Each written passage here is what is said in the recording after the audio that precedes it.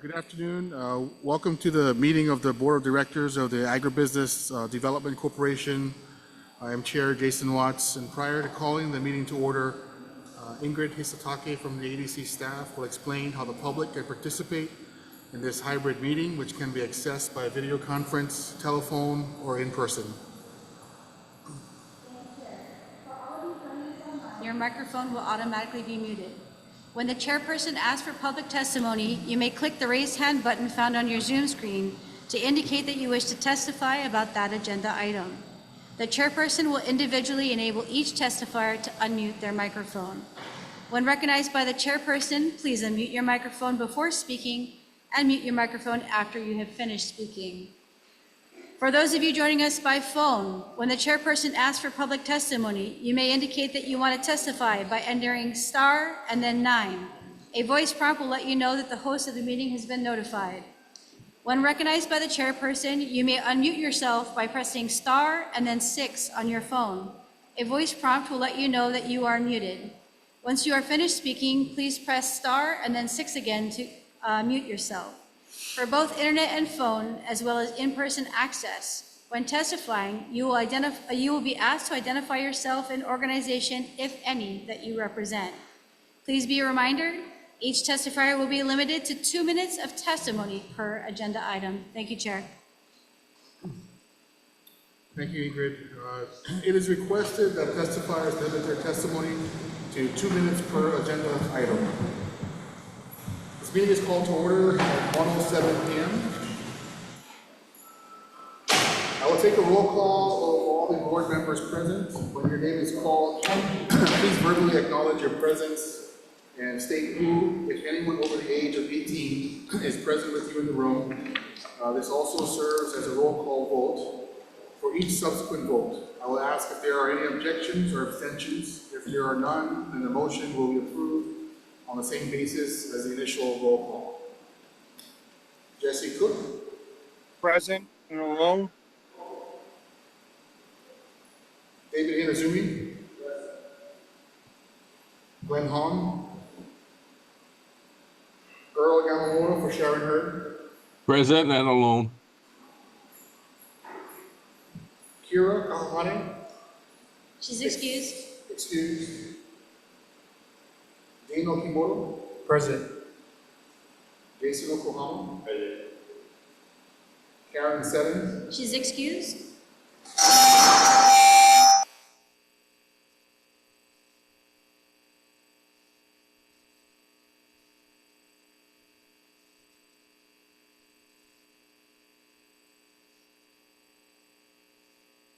I think we can't hear you guys.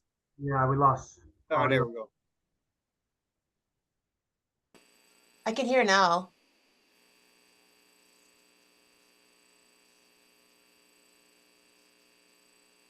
No, we lost audio on them. Oh, we lost. So they, oh, I thought I heard you, Jesse. I'm sorry. So there we go. Okay, now we can hear it, chat. Oh, I don't think can they all. Oh, okay.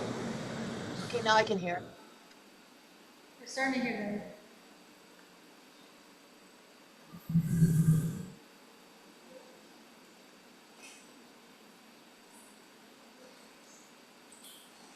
Sorry, Nathan, can you hear us? We're taking roll call, so can you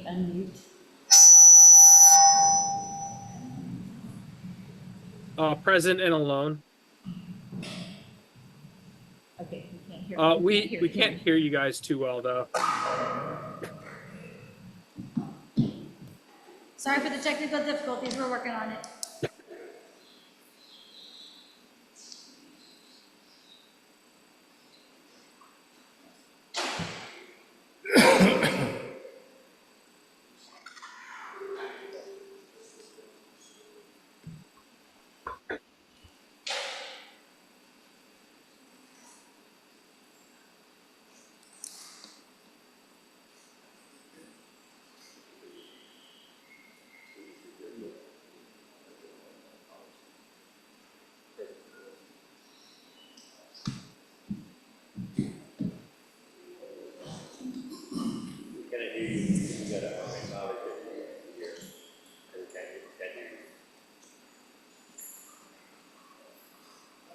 Hello, can you hear me?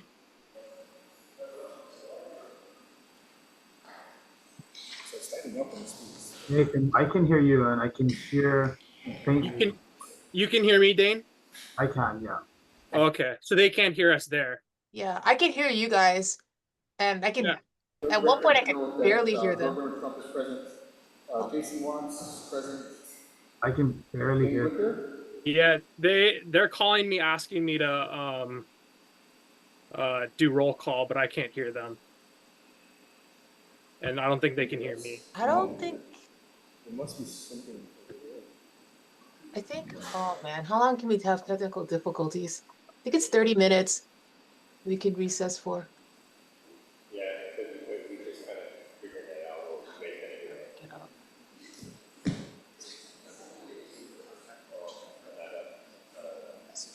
Nobody online can hear. Yeah, nobody, Well, I could. including I other can people hear who are logged in. Mandy. Maybe she just has a louder voice.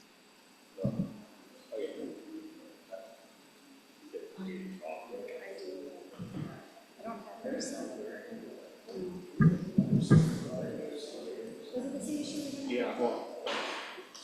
You're saying it's soft. Can you guys hear me now? I can hear you. I can hear you now. Nathan, can you hear me now? Yeah, I can hear you. Can you hear us? Can you hear us now? Hey, can you hear us? You're just really soft as well. Okay. Hey, Adrian, can you turn up the mic on the, Yeah, it's not through my phone or my microphone, it's through their system, that's why.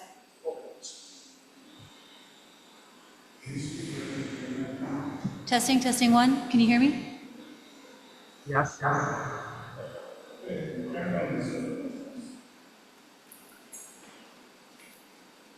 can we go up a little bit more?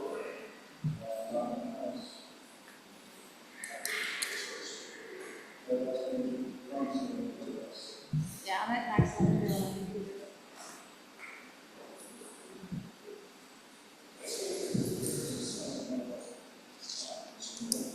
Deputy Director, can you hear us now? Yes. Oh, Yes. okay. Your last one, Deputy Director Dane Wicker. Present and alone. Thank you. 9 members present.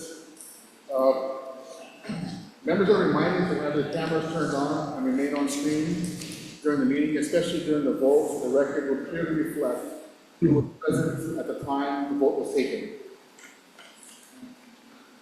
If there are no objections, we'll be moving to approval of the past minutes.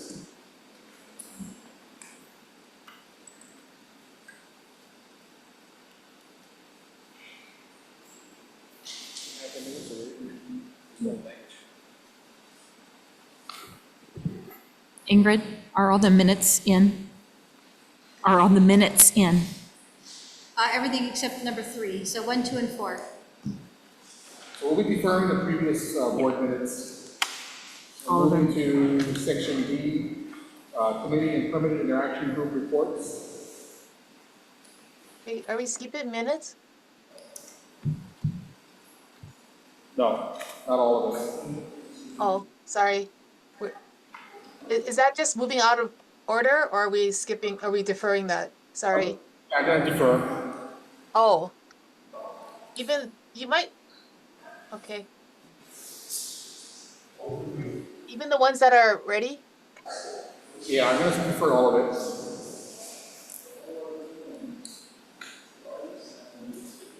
Moving section D, permitting and permitted interaction group reports. 1, the Colorado Kitchen and Slaughterhouse permitted interaction group report. The PIG is not prepared to report at this time, so we'll be deferring that matter as well.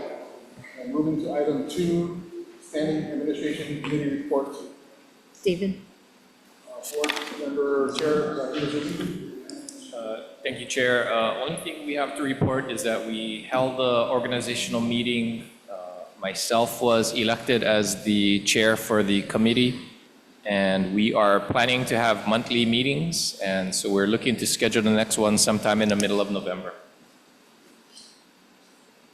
Thank you, Chair Izuki.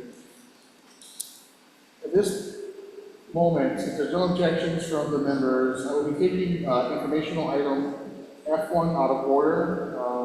We will now have a presentation by Superintendent Keith Hayashi with the Hawaii Department of Education regarding the department's vision for centralized kitchens and institutional purchasing.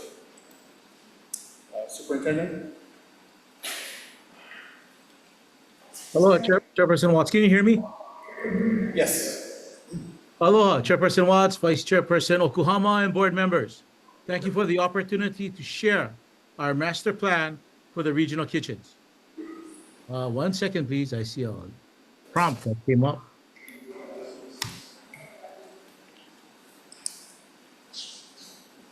Hey, 1 second, please. I think we're getting some technical difficulties here, but can you hear me?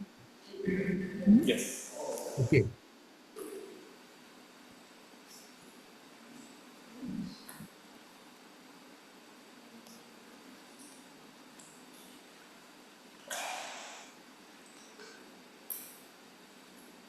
One second, please.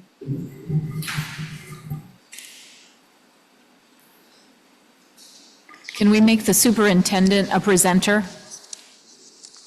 Oh, yeah, I believe I am. I am. Okay, I am ready to go. Sorry about that. Again, thank you very much for the opportunity to share our master plan for the regional kitchens. Joining me virtually today is our Deputy Superintendent Jesse Suki, Assistant Superintendent Sean Tajima, Public Works Administrator Jadine Urasaki, and Chief of Staff Camille Masatomi. Everyone will be available for questions. While education is our core mission, we know students can't learn if they're hungry or undernourished. Supporting their health and well-being is part of our responsibility. Every day, we serve over 100,000 meals in public schools across our state. It's why we're often called one of the largest restaurants in Hawaii. We're working to make those meals healthier and more local. The new regional kitchen in Central Oahu is our first step, a place to test, learn, and eventually scale this model across the state.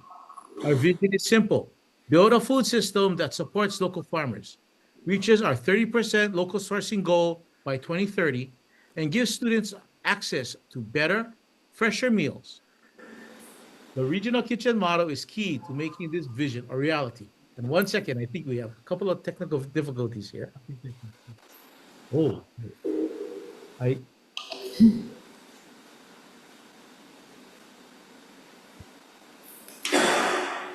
I'm sorry, I don't think you can see my slides.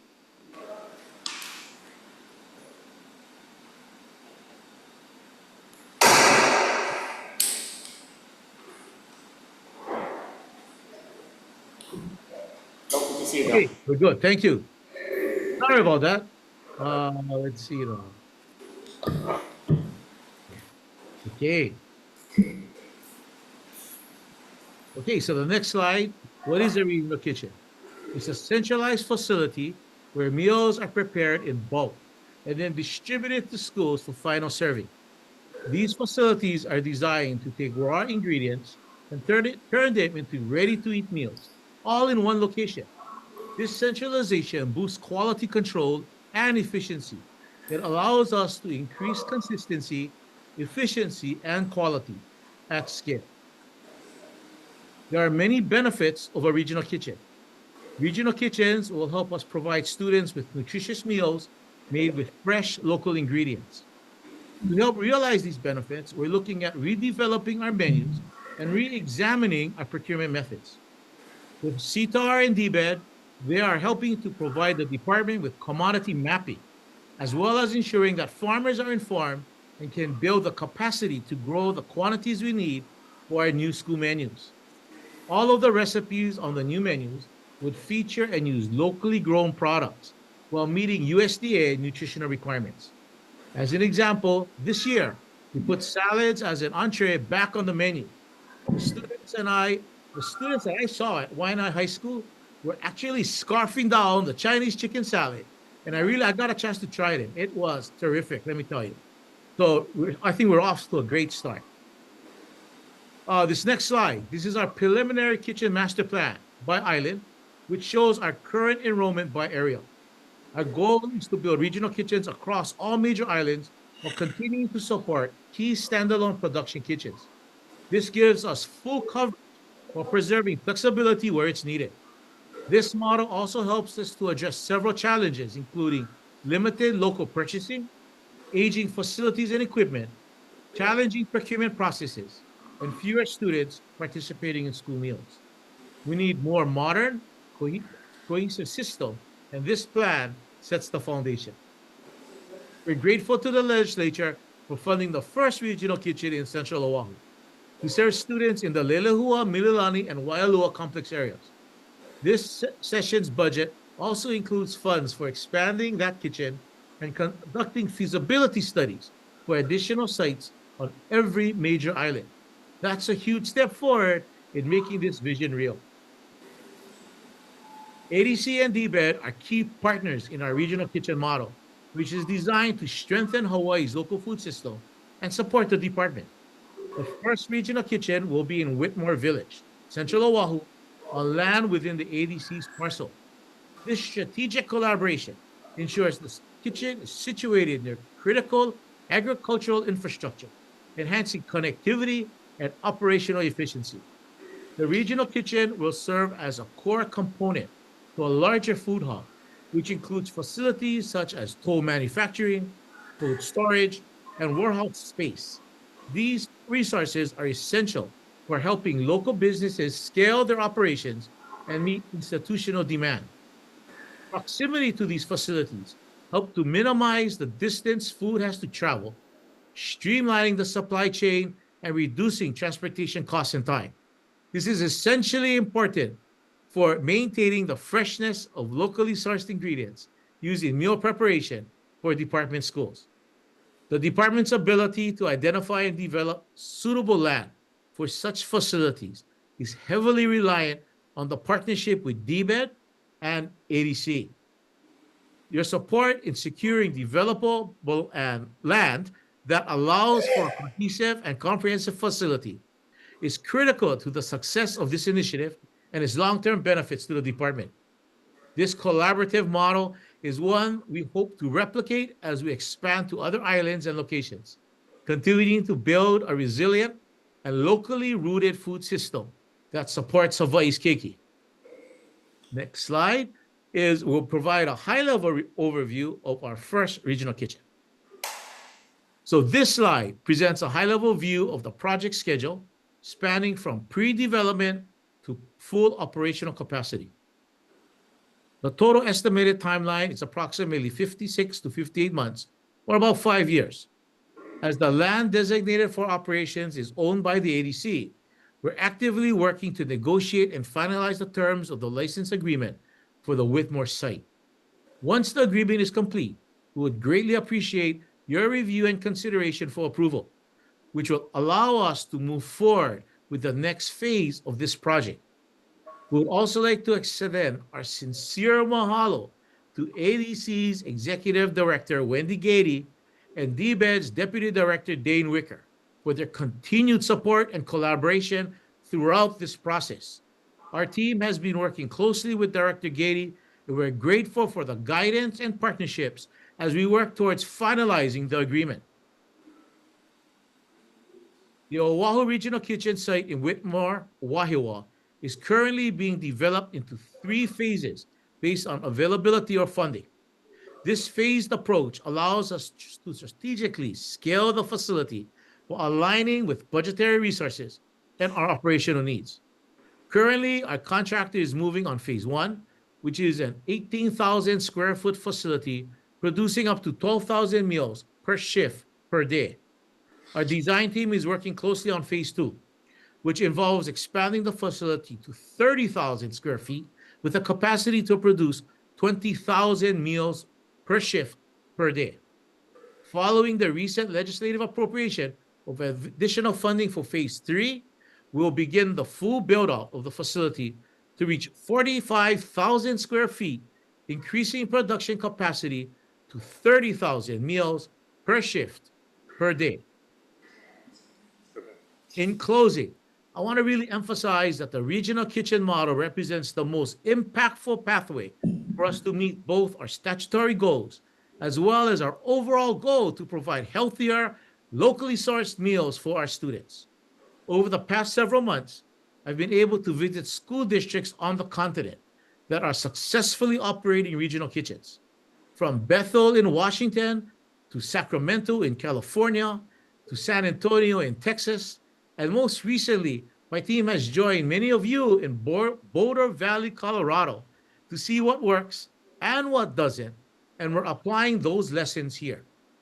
As we finalize our license and work with ADC and DBED to assess additional sites across the islands, our focus in the months ahead will be on menu design, operational planning, staffing, and setting up the systems to make this effort successful.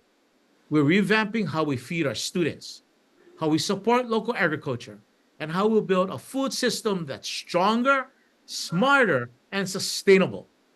Mahalo for your continued support and partnership with us to ensure that our keiki eat the best local meals possible. We stand by for your questions and thank you very much for your support. Mahalo. Thank you, Superintendent, for your continued steadfast support moving us forward. Is there anybody from the public who wishes to testify?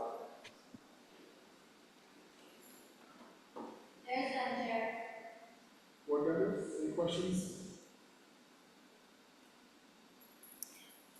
Hi, Jason. Hey, we can hardly hear you. Oh, can you hear me now? A little better.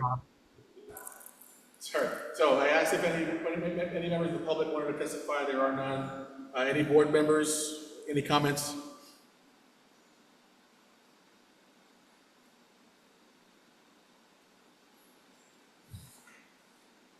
If there are none, we'll be moving back to our regular agenda items.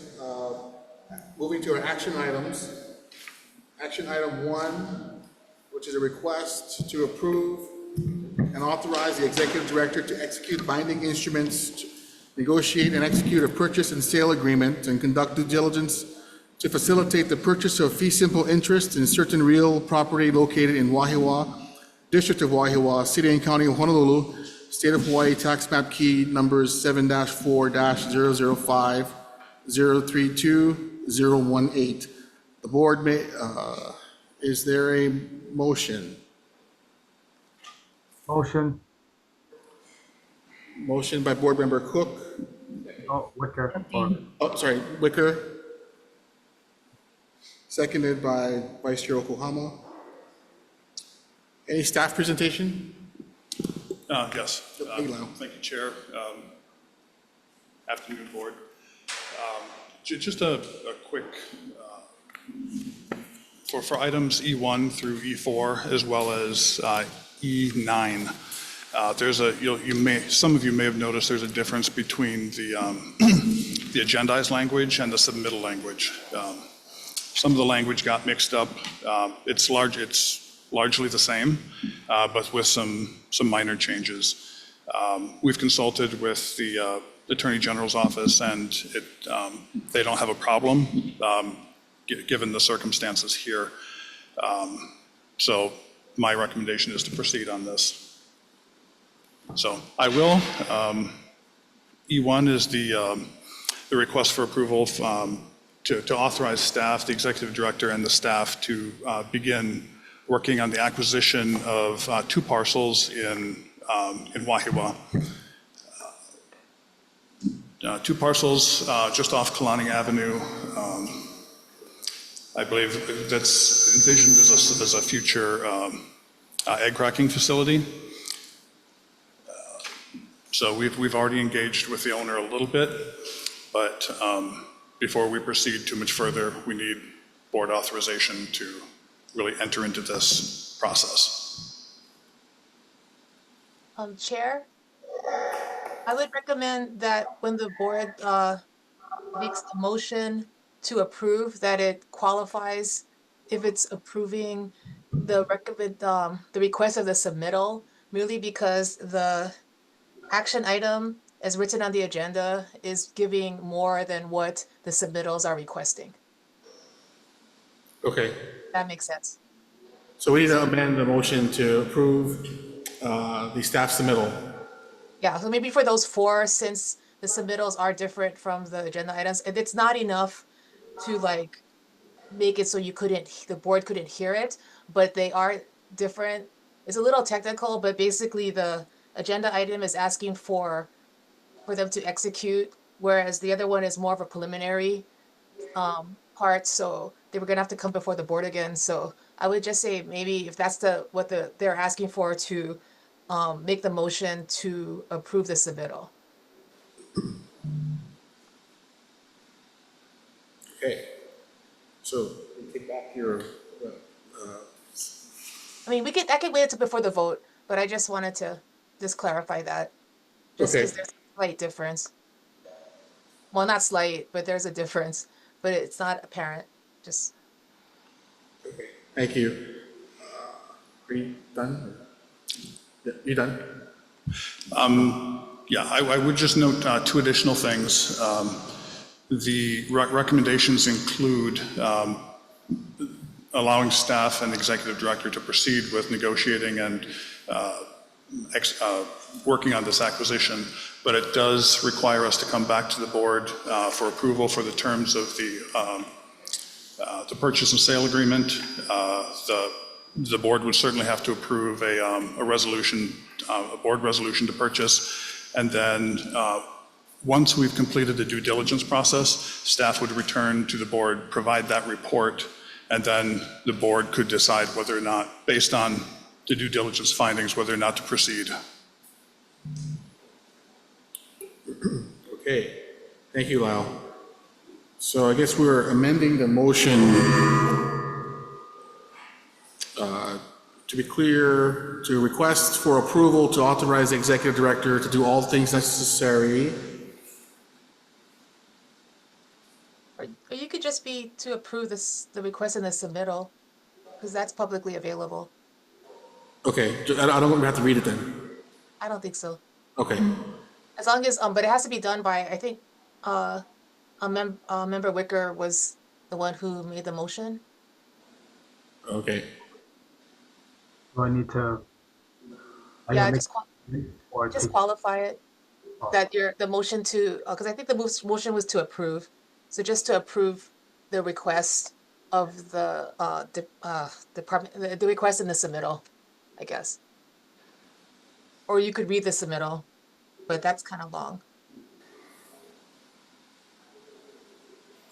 Or not, if you guys, but I just think if you approve the action item in the agenda, that's much more than I think is being requested.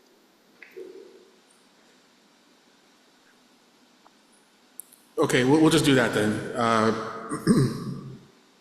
Is there anyone from the public who wishes to give testimony?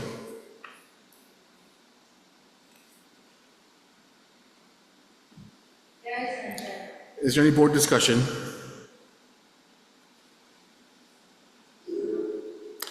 Are there, Vice Chair Yokohama?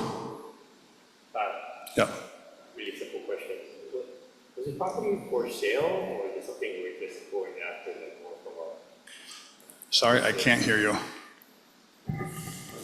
The question is, was the property listed? And the answer is yes. It was listed. It is in the legislative governor-approved budget as well. Yeah. The MLS listing, I think, is attached. Any other discussion? If not, we'll vote. Are there any objections or abstentions? Hearing none, the motion is unanimously approved.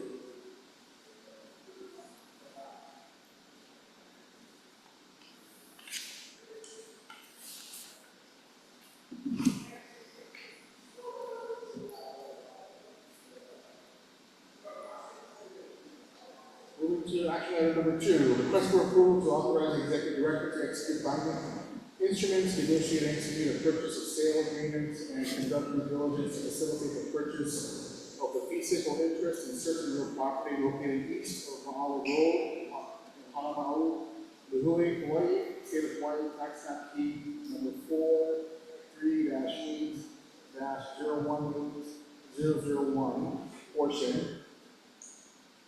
Is there a motion to approve? Sorry, Chair. Before we proceed, I need to recuse myself on this item. Board member Hernandez made a conflict or excuse. Is there a motion to approve? So move. Motion by board member Okimoto, is there a second? Second. Second by board member Van Horn. Just to confirm, Member Okimoto, this is to approve the submittal. Yes. Yes. Thank you. Staff presentations. Thank you, Chair. I think most everyone is aware, I think it's been mentioned in previous executive directors' reports. I think many of you have gone out to see the property on Kauai. Grove Farm is selling a portion of one of their larger parcels, approximately 1,040 acres. We received legislative funding for the purchase of that property. We've begun meeting with Grove Farm, but we can't proceed much further without board approval. The request is for the board to authorize the executive director and her designees to issue letters of intent or a letter of intent, negotiate a purchase and sale agreement, conduct due diligence and all other manner of activities for the fee simple acquisition of the property. Subject to the same conditions as before, as I mentioned in the last one, the staff will come back to the board for approval of the purchase and sale agreement. We'll seek staff or board approval of a corporate resolution to purchase, and you'll receive our report of due diligence findings and have the opportunity to decide whether or not to proceed following that report. Thank you, Lyle. Is there anyone from the public who wishes to give testimony? Friendly reminder to all of our board members that anyone with a mic is present, if the green light is on, that means your mic is on. If the green light is not on, your microphone is not on. If the microphone is not on, nobody on Zoom can hear us. As far as public testimony, there's none. Any board discussion? Seeing none, we have one abstention, board member Hinazumi. We will therefore do a roll call vote. Board member Cook? Yes. Board member Hinazumi and abstains. Board member Hong? Aye. Earl Yamamoto? Aye. Yes.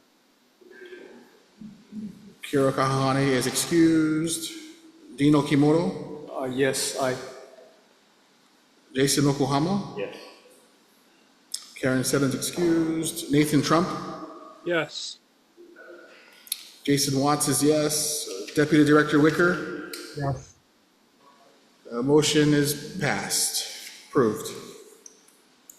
Moving on to item number 3, a request for approval to authorize the Executive Director to execute binding instruments, negotiate and execute a purchase and sale agreement, and conduct due diligence to facilitate the purchase of the fee simple interest in certain real property located at Waimea, District of Waimea, County of Kauai, State of Hawaii, tax map key numbers 4-1-6-001, 028, 030, and 045. Is there a motion to approve? Motion. Board member Cook? Wicker. Oh, Wicker, I'm sorry. Deputy Director Wicker. Have a second? Second. All second. Oh, sorry, Board member Okimoto beat you there. Lyle, Next one. staff presentation? Thank you, Chair. This request is structured it is structured exactly as the previous two. The same terms apply, but it's for 3 parcels in Waimea, Kauai. These parcels border portions of the Kekaha Ditch, and the acquisition of these parcels are integral to maintaining access to the ditch. So we believe it's important to acquire them. We received legislative funding last session, and so we're seeking the board's approval to proceed with the acquisition, or proceed with negotiating the acquisition. Thank you, Lyle. Is there anyone from the public who wishes to give testimony? Any board discussion? Any board discussion? If there are none, we will call for the vote. Any objections or abstentions? Hearing none, the measure is approved. Action item number. Oh. Yeah.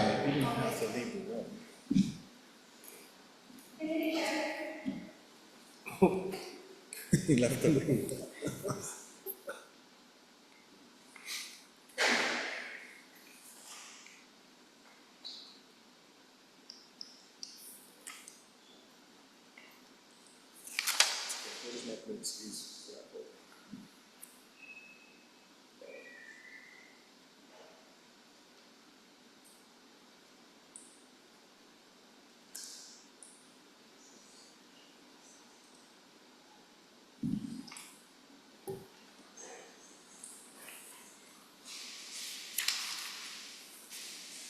We missed you on that vote, but we're just gonna move ahead. Dave. Oh, well, then we have to take a roll call if he's not in it. Maybe just do it again. Okay. So we will Just the any objections or abstentions and. Are there any objections or abstentions? This is on action item number 3. Hearing none, the measure is approved.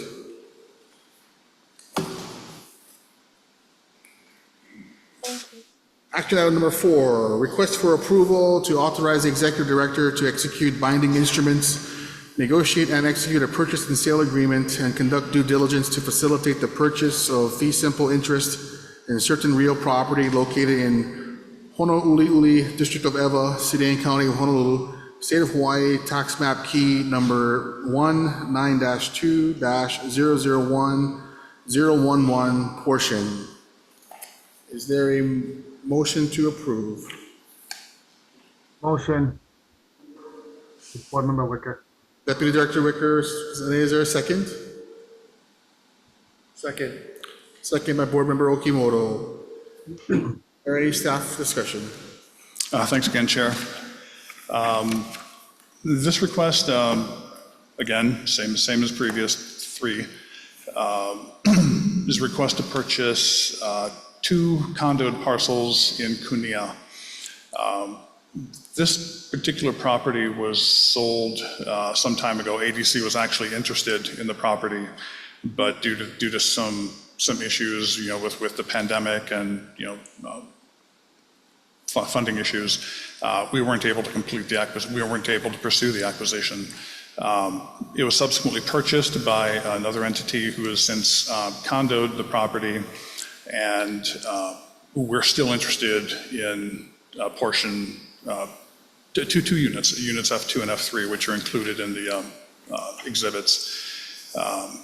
Ideally, I think we're looking at a slaughterhouse operation for that location. So units F2 and F3 adjoin, and it's near each one, not too distant from some of the other agricultural operations in central Oahu and in western. So we think it has potential. So we're seeking board approval to begin the acquisition process of these two condoed units.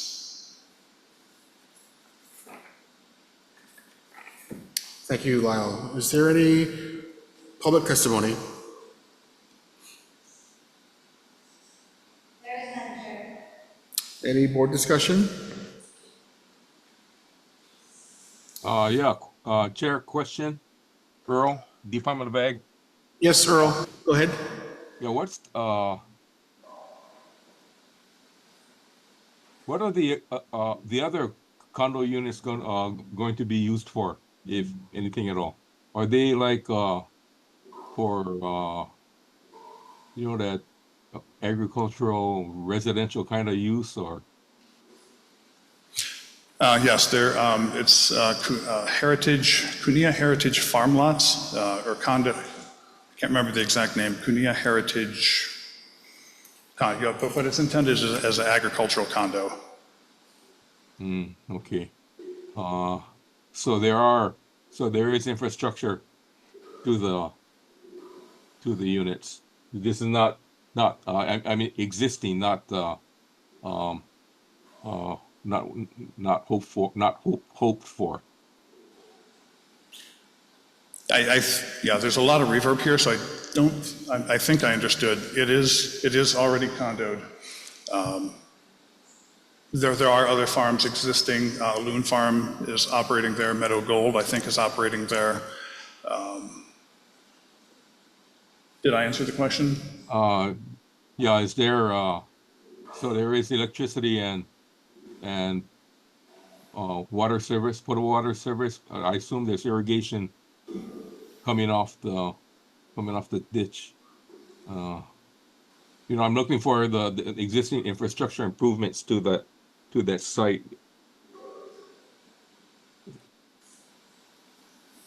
If there is any. Chair, if I may. Deputy Director Wicker? For Board Member Yamamoto, currently there is no infrastructure on site. Along Kunia, there are mains with stub outs that the projects will connect to, so infrastructure will have to be brought in. The word condo is actually referred to the condominium property regime, so it's not actually like adding condos or housing. The parcels we're looking at is to do a small animal processing facility, and then we would also need to put the on-site infrastructure for that facility. Okay, thank you. You're welcome.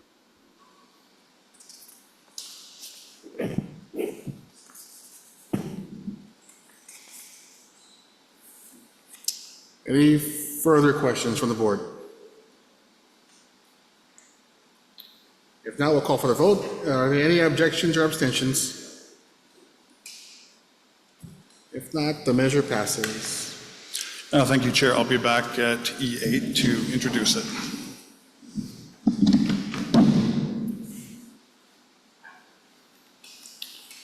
Moving on to action item number 5, request for the Board of Directors to make a determination that it is necessary to conduct a limited meeting to be held following the November board meeting for on-site inspections of certain properties and facilities on the island of Hawaii for purposes related to board business at which public attendance is not practical, and authorize Executive Director to seek concurrence for the limited meeting from the Director of the Office of Information Practices. Is there a motion to approve? So moved. A motion by Board Member Glenn Hong. Is there a second? Second by Vice Chair Okuhama. Executive Director Gady, you have a staff presentation? Chair, we're discussing the fact that we would be visiting active farms with active equipment on uneven terrain. So it is pretty logistically difficult to include members of the public in these conditions. Thank you. Is there anyone from the public who wishes to give testimony? Is there any board discussion? Hearing none, are there any objections or abstentions? Measures approved.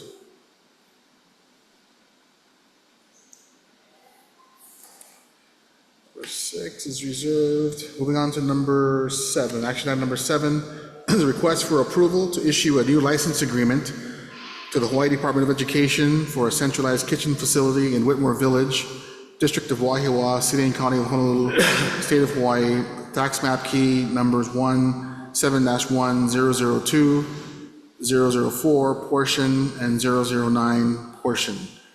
Is there a motion to approve? So moved. Motion by Board Member Okimoto. Is there a second?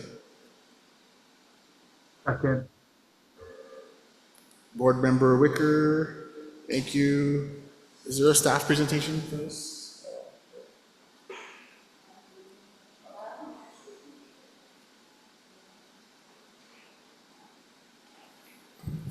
Chair, there is not a staff presentation. It was based upon the superintendent's earlier presentation. Thank you.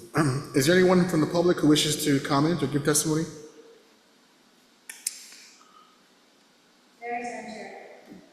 Any board discussion?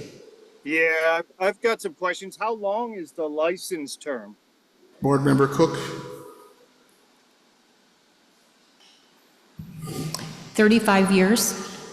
Okay, can I make a recommendation and have some comments for this? Sorry, repeat that, Board Member Cook? I just want to have some comments regarding this action item and then recommendation for the license. Sure. Proceed. Okay.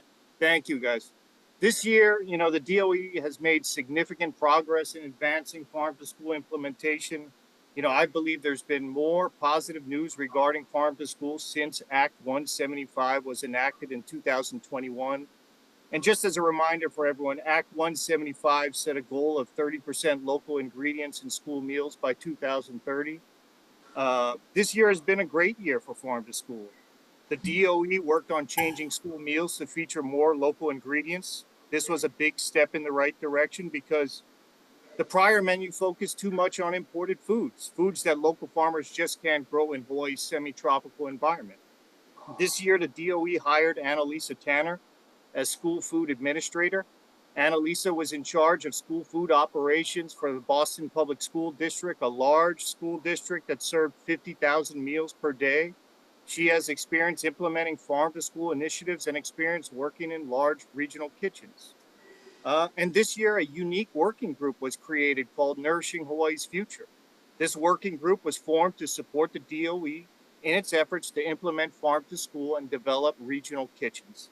I call this working group unique because I've never seen nor even heard of so many state agencies working together to make a big, important project happen. The state agencies in the working group consist of the DOE, DBED, Department of Transportation, Department of Ag, ADC, CTAR, Department of Health, KCC, DHHL, the community college system, and there's a couple more that I'm going to forget. I cannot deny that there has been so much positive news this year regarding farm to school.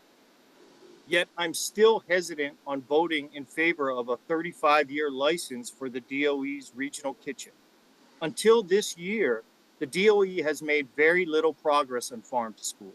In fact, the local content in school meals has decreased from 6.2% in 2022 to 5.4% in 2024. Yeah. My recommendation is that we approve the license for a conditional period of 5 years. After 5 years, the ADC board would then revisit the matter to decide whether or not the DOE is continuing to make progress on farm to school. If the ADC board believes the DOE is still making a good faith effort to make farm to school happen, then the ADC board could vote to approve the license for the remaining term. The reason for my recommendation is to make sure the ADC doesn't enter into a long-term license, 35 years, with an organization that ends up not supporting local farmers. Given all the positive news this year regarding farm to school, I don't think this will be the case, but why should we take that chance? Achieving 30% local ingredients in school meals would be a huge win for local farmers. We're talking about 20 million in local food purchases per year. The ADC helping the DOE achieve its farm to school goals is exactly why the ADC was created, economic development for farmers. If the DOE is committed to making farm to school happen, then this 5-year conditional period will be a small bump in the road and should not hinder the DOE's regional kitchen plans. Thanks everyone for hearing me out. I hope you will consider my recommendation. I will comment. Thank you, Board Member. Thank you, Board Member Cook. Board Member Okimoto. Board Member Cook, my issue with part of what you're saying is that I don't think it's incumbent completely on the DOE, because a lot of the issues are scaling up farms to supply all these things, and DOE does not have the expertise to do something like that. It's the other agencies that are involved in this that should be pushing the farmers to increase their supply. This whole model is predicated on the fact that you have to have locally grown commodity produce available for the schools to use. So to base the success or failure of DOE to do this, I think, is a little bit misaligned. I don't know what else to use, but in that, plus, you know, by then, we're gonna have spent several $1 million already. And to, what are the parameters of what level do they have to reach before you pull the plug on this? You know, those are other things that I think we gotta consider going forward. But, you know, from my perspective, it's we gotta be able to show the farms how to ramp up, how to grow more produce, how to grow more products to be used by the schools.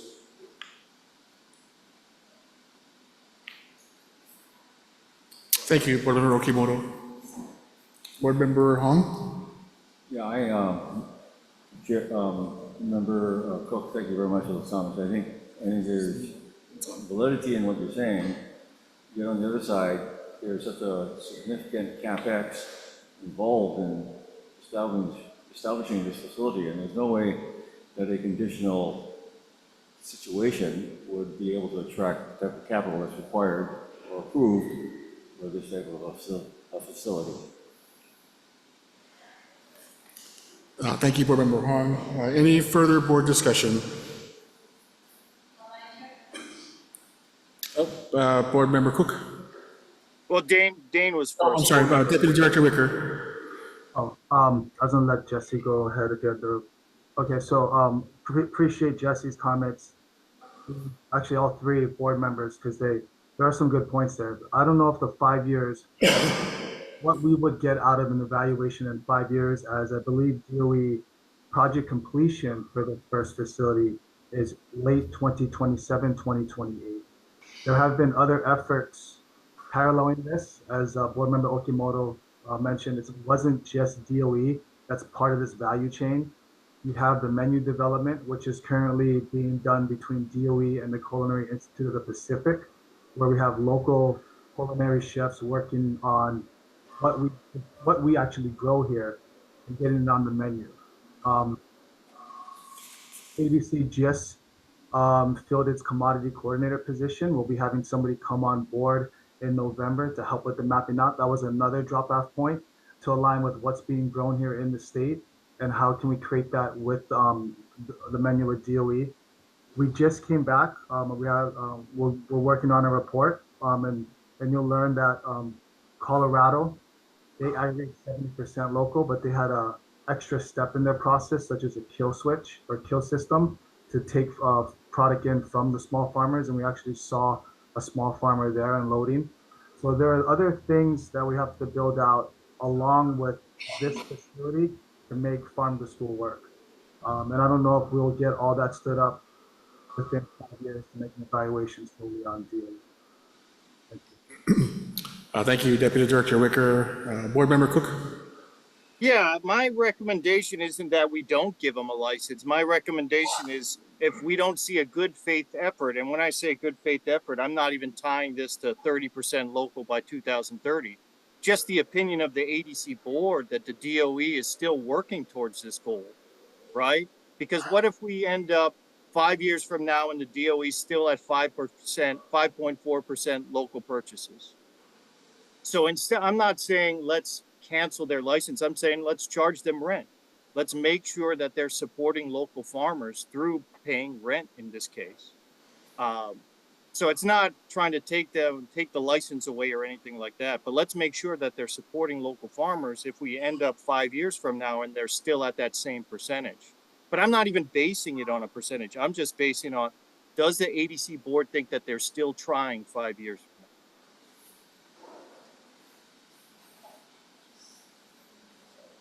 Thank you, Board Member Cook. Any further discussion? I would just make a comment about paying rent. It's one state agency to another. So it basically it's right pocket to left pocket. Yep, Deputy Director Wicker. Oh no, that was it.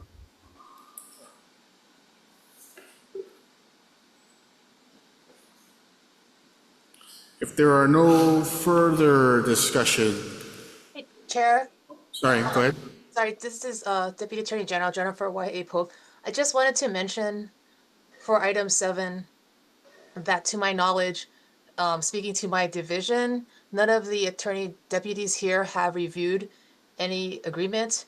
So I don't know if you want to have that be a qualification of the approvals that they'll run it by here. I mean, unless there was a deputy in some other division, but none of them, no deputy here reviewed it, anything for this agenda item. The But it's up to the board. I mean, executive, do you have any comment, Wendy? I just wanted to add that we've been working weekly with Tina. oh, it's Tina. Okay, she's not in my division. She's been with us through the whole process. As long as she's gonna approve it, then that's fine. I just knew that nobody here in my division had. Okay, thank you. All right, thank you, Deputy Attorney General Waihe. Any other further board discussion? If not, we'll take a vote. Are there any objections or abstentions? Should I? I'm going to vote no and You're explain. voting? Okay, we'll do a roll call vote. Go ahead. What's the vote on again? We are voting on the request for approval to issue a new license agreement to the Hawaii Department of Education for a centralized kitchen facility in Whitmore Village, District of Wahiawa, City and County of Honolulu, State of Hawaii, tax map keys number 17-1-002-004, portion 009, portion. Thank you. Is there any other further discussion? If not, we will take a roll call vote. Jesse Cook, No? David Hinazumi, Yes. Glenn Hahn, Yes. Earl Yamamoto, Yes. Kira Kahan is excused, Dean Okimoto, Yes. Jason Okohama, Yes. Karen Seddon's excused, Nathan Trump, Yes. Jason Watts is a yes, Deputy Director Wicker, Yes. the measure is adopted. Moving on to action item number 8, request for approval to amend a non-exclusive right of entry agreement number ROE-K-25-01 issued to Mana Solar and Storage LLC to extend the term for 1 additional year for due diligence activities for a potential solar project near Kekaha, District of Waimea, County of Hawaii, State of Hawaii, tax map key number 41-2-002-001, portion. Is there a motion to approve? Motion to approve. Motion by Board Member Hinazumi. Is there a second? Second. Seconded by Board Member Okimoto. Is there a staff presentation? Yes, just briefly, this request is just to extend a current right of entry for Mana Solar and Storage to take a look at, to do their due diligence for roughly 382 acres on the Mana Plains for a potential future solar project. The right of entry does not give any interest to the land, and it's already been approved. What staff is seeking here is an extension, a 1-year extension to the current term, which expires in this coming January. So, I mean, we're not in danger of it lapsing or anything, but in any event, that's the request, and I'm here for any questions. I believe Nick is here with Mana Solar and Storage to present if the board wishes to. Thank you. Wow. Is there anyone from the public who wishes to give testimony?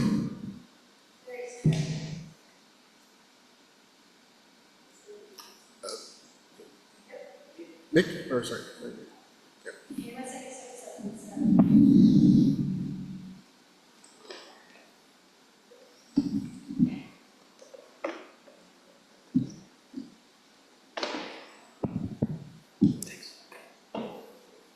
Good afternoon, Chair and members of the board, Executive Director. Thank you for having me. My name is Nick Molinari. I'm Director of Development for AES Hawaii. As Lyle mentioned, we're seeking an extension to the current right of entry for due diligence activities for a proposed potential solar energy project. I was asked to give a brief presentation as to the activities that were completed since the right of entry was initially approved by this board, as well as an update on our plans over the next year if the board chooses to grant the extension. So that's what I'm here to do today. Just some quick, if you can go to the next slide. Very quick background. Manaus Solar Plus Storage LLC is an affiliate of the AES Corporation. We're the largest provider of renewable energy in the state. We have projects in every county, including projects with the state on state land at the UH West Oahu campus. Next slide. So the right of entry would be for investigation of a new project called Manaus Solar Plus Storage. It would be 35 megawatt AC, 140 megawatt hour battery energy storage. It's approximately 375 acres, more or less, on ADC lands on the Mana Plain on Kauai. Manaus Solar Plus Storage LLC would develop and own the project. Again, that's an affiliate of the AES Corporation, and the electricity would be sold to KIUC under a 25-year power purchase agreement. This project would be crucial to the island's ability to meet 100% renewable energy by 2045, as mandated by the state law. Next slide. Just further orientation on the location. Mana Plain, as I said, state ADC lands just north of Keka'a. You can see it by the red marker on the map. Next slide. And just to zoom in a little bit closer, field numbers are 218, 219, 220, and 321. Next slide. Here's a couple representative photographs of a few of our projects throughout the state that have incorporated compatible agriculture. These are on Kauai, Oahu, and Maui. When you flew in today, if you were sitting on the left side of the plane and you looked down about 2 miles before you landed, you would have seen the AES Kuilani solar facility that includes compatible agricultural activities as well. Next slide. So we heard from the board when we requested the right of entry originally the importance of agriculture in any potential project, any potential energy project. So over the last year, we've really prioritized working and identifying and working with potential ag partners locally on Kauai to integrate compatible agricultural activities. We signed a letter of intent with Kauai Taro LLC to include dryland kalo between the rows of panels. And we've also been in discussions with folks for a honey production operation. That LOI is not executed yet, but we expect to do so very soon. And then just as part of our normal course, the land would be provided to the farmers at no cost, and we would also provide financial support so that they have the best chance of success. We want them to be successful, and we want this to be a win-win. Next slide. Just very briefly, an overview. We provided this slide when we requested the ROE originally. A project like this would require a long and robust regulatory review process. So the ROE is really the first step so we can do our due diligence, but the project would require compliance with Hawaii's Environmental Review Law, Chapter 343. Because of the soil class being LSB B, as in boy, it would require a special permit from the State Land Use Commission, as well as use and zoning approvals from the County of Kauai Planning Commission. The power purchase agreement with KIUC would also require Public Utilities Commission approval. So a lot of steps, a lot of reviews, a lot of opportunities for public input, and it's important that we continue our work on the right of entry so we can hopefully keep moving forward. Next slide. So as far as the activities that were completed over the last year, like I said, there was a power purchase agreement that was negotiated with KIUC. That was filed with the Public Utilities Commission in March. We focused a lot on the ag and farmer relationships and integrating those into the project plan. One of 2 LOIs were executed. Geotechnical and soil investigations were completed. Topographical and other property surveys were completed, as well as a preliminary visual assessment and a lot of iteration of design to incorporate the feedback from the farmers so that the panels and the equipment could be spaced appropriately to allow their operation to have the best chance of success. Next slide. Why do we need more time? I've been in this industry for almost 20 years. This has been the worst, hands down, the worst year for renewable energy in my time. The new federal administration, which came into office a couple days after this ROE was issued, pretty much from day one has kind of put a target on renewables, specifically solar and wind. And the bottom line is it's caused a lot of uncertainty. It's caused a lot of stop and go for us. We haven't been able to proceed as aggressively and as quickly as we normally would, just because, you know, we've needed to wait and see where certain things were going to come out, if there was even still going to be a market. Luckily, while it's unpredictable, we feel like we're in a better position now to proceed. And the bottom line is we would need more time in order to continue the investigations. And a couple examples are shown on the slide. I would note that this project was awarded a large low-interest loan from the USDA. That has since been canceled, and over the last year, that was one big thing that we were waiting to understand. Is it coming? Is it not coming? What's going on? But at this point, it's safe to assume that it's not coming. Next slide. So what do we plan to do in the upcoming year? Continue iterating on design, lock down that second LOI, keep building a design that is compatible for both energy and ag, detailed civil site engineering, a whole host of studies, flora, fauna, biological, cultural, archaeological, and then the one that is going to require the longest duration and why we're requesting the term that we're requesting is the environmental assessment. That's a minimum 12-month process that we're hoping to get underway very soon and would require some level of public participation. Next slide, please. I know we're just focused on an extension to an existing right of entry, but I just wanted to provide some perspective on the overall project timeline.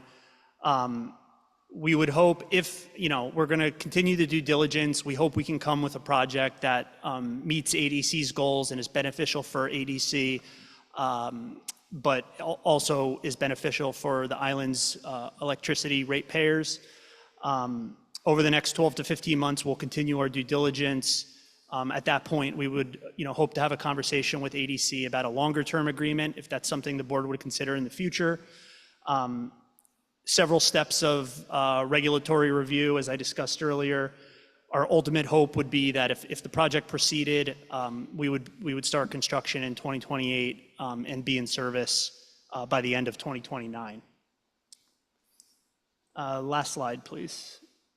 So I just again wanted to say thank you for the opportunity to be here today, and also thank you to the ADC board, the executive director, and all of the staff for working with us in concert with the governor's executive order to promote renewable energy. We think this could be an opportunity for a win-win, not just in terms of the state's energy goals, but also for the state's agricultural and food production goals as well. So we appreciate it, and thank you for allowing me to be here. Thank you. Any members of the public wish to give testimony?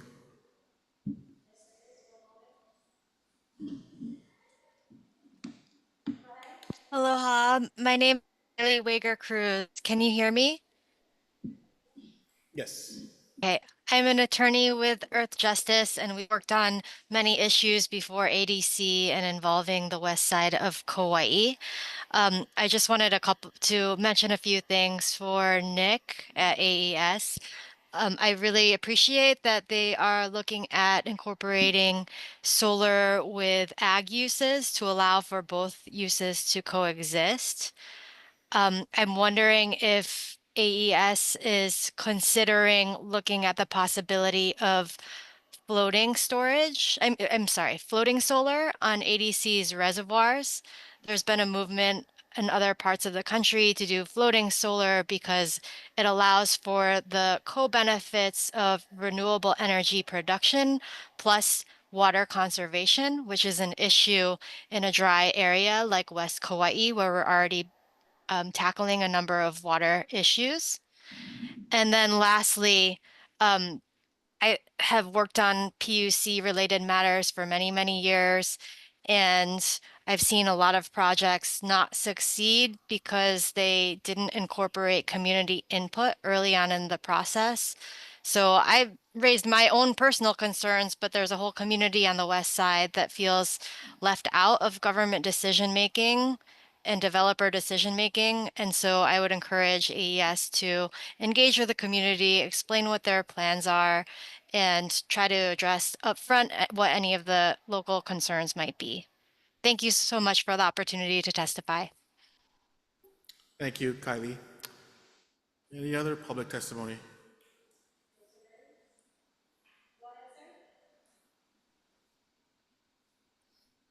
Good afternoon, Chair, members of the board. Can you hear me? Yes, we can hear you. Yep. This is Josh Uehara. I'm the president of the board of the Kekaha Ag Association.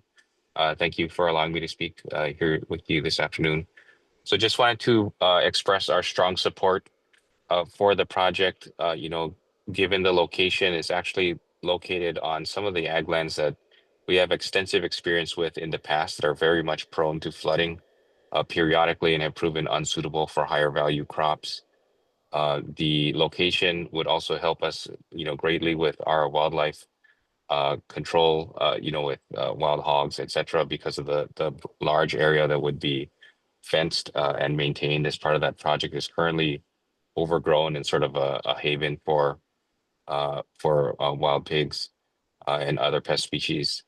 And also, I think, from a community perspective, we saw recently with the wildfires in the Kamakani area where the power was cut off from the main station in Port Allen and the local hospital and emergency shelter site were provided power actually from the solar battery storage facility out at PMRF. And so that, having those types of resources located on the west side shows that, it greatly improves the resiliency and utility of the grid under those types of disaster scenarios. So aside from the long-term goal of achieving, 100% renewable energy for the island, we see these tangible benefits already with what is already there. And, projects like this would greatly enhance that as well. Thank you. Thank you, Josh. Any further public discussion?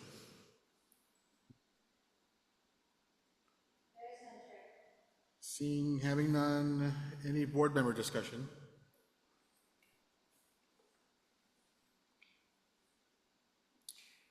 Seeing none, we will take a vote on this. Are there any objections or abstentions? Measures adopted. Moving on to action item number 9, request for approval to issue a new right of entry agreement to Kauai Island Utility Cooperative to certain limited areas of the Mana Plain to conduct due diligence for electrical transmission line purposes in Kekaha, District of Waimea, County of Kauai, State of Hawaii, tax map key number 41-2-002001 portion. Is there a motion to approve? Chair, may I add something before we go forth? Sure. This agenda item is also worded differently from the wording on the submittal. So I would recommend that the motion to approve be on the submittal, since that was what was approved by my division, by the Deputy Attorney General. That was a recommendation, that language. So I mean, Sure. that's it. Yeah, we will do that. Okay, thank you. And you have submittal. What number? You don't have to read it. I mean, they could just refer to it, but just. Okay. Of Yeah, course so you want board that. members, we'll be referring to action item 9, the submittal that's in the packet, your packet. Thank you, Chair. I appreciate it. Let's see here. There I a could motion read it. to approve? Yeah. Motion to approve based on the submittal. Thank you, Board Member Hinazumi. Is there a second? Second. Board Member Okimoto, thank you. Is there a staff presentation? Yes, Chair, thank you. I just wanted to make sure everyone was aware that okay. I just wanted to make sure everyone was aware that the staff request, I just wanted to read it real quick, requests a right of entry agreement to select areas of Manat to conduct research data collection due diligence. But this is also, the request is for the executive director to negotiate. Well, what we have in front of us here attached is just a draft. This is not the final document. So the request is for the board to authorize the executive director or her designee to negotiate a final draft with KIUC that can be executed. I would note that the draft that is attached here, KIUC sent that over, and it's based on the original right of entry issued to Manat Solar. But it is still just a draft. We received this just before posting, and so I just wanted to make sure that the board is aware that, you know, just to repeat myself, it is a draft.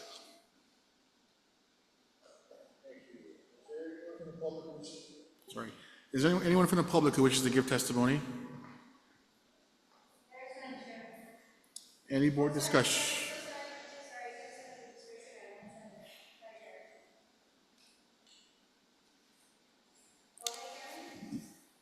Hello, can you hear me?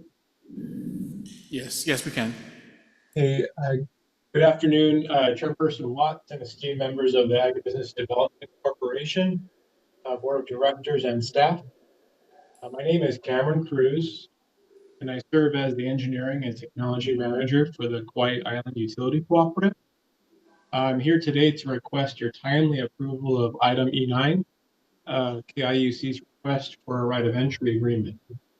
We are asking for an ROE agreement for the purpose of conducting due diligence analysis on a portion of state-owned lands in Kekaha under ADC's control. This due diligence is necessary for the potential construction, maintenance, and operation of an approximately 1 mile transmission line. This short transmission line is vital because it is needed to interconnect the proposed Manat Solar and Storage project to the KIUC electric grid. We do understand that the ADC, which has in front of them a separate ROE to Manat Solar and Storage for their due diligence work on the project site. However, because KIUC would be the entity constructing, owning, and operating this specific transmission line, we require our own independent site control documentation in the form of this ROE to proceed with our development and investigation work. We have previously submitted a draft ROE agreement and a map, which is Exhibit A of our submittal for your review. Approving this access is critical because the Manat Solar and Storage project represents a huge leap forward for Kauai's energy future. The imminent expiration of federal tax credits adds significant financial urgency to moving this development forward expeditiously.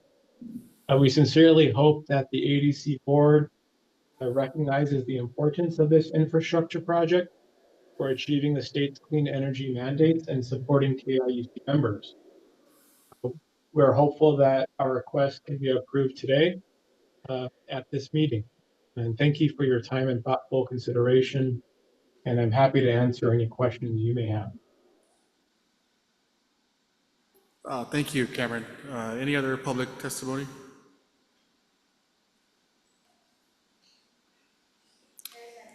Having none, there's any board discussion? I just have one question, Lyle. So in your testimony, you mentioned a couple times that this is a draft. Is there any reason that you have that you would not work with the proposal, or you have any major deviation from their request? Excuse me. There was some concern from the AG's office about the compatibility with the public purpose of the executive order that grants the land to ADC. So as to whether or not that doesn't necessarily affect this request. So this request is just for due diligence, and I personally don't see a reason why this does not conflict with the public purpose of the executive order, which is agricultural and related use, or agricultural related purpose or use. But moving on to a lease, there's potential conflict. There are ways to deal with that. I'm not going to speculate on, but there are ways to deal with that, I think. So that was the concern expressed by the AG when she was reviewing this. So she just wants to take a look at the final language before it's executed. Thank you. Any further board discussion? Having none, we'll move to the vote. Are there any objections or abstentions? Seeing none, the measure is adopted. Thank you. Thank you, Kyle. Moving on to action item number 10. This is a request for approval to establish a permitted interaction group to assess Maui agricultural irrigation systems to support and expand agriculture on Maui. The permitted interaction group is to provide the board of directors all results and findings and recommendations at an Agribusiness Development Corporation Board of Directors meeting pursuant to section 92-2.5 Hawaii Revised Statutes. The chair is appointing the following board members to this permitted interaction group. Department of Agriculture, Chairperson Sharon Hurd, Board Member Cook, Deputy Director DBED Dane Wicker, Board Member Okimoto, and Board Member Watts.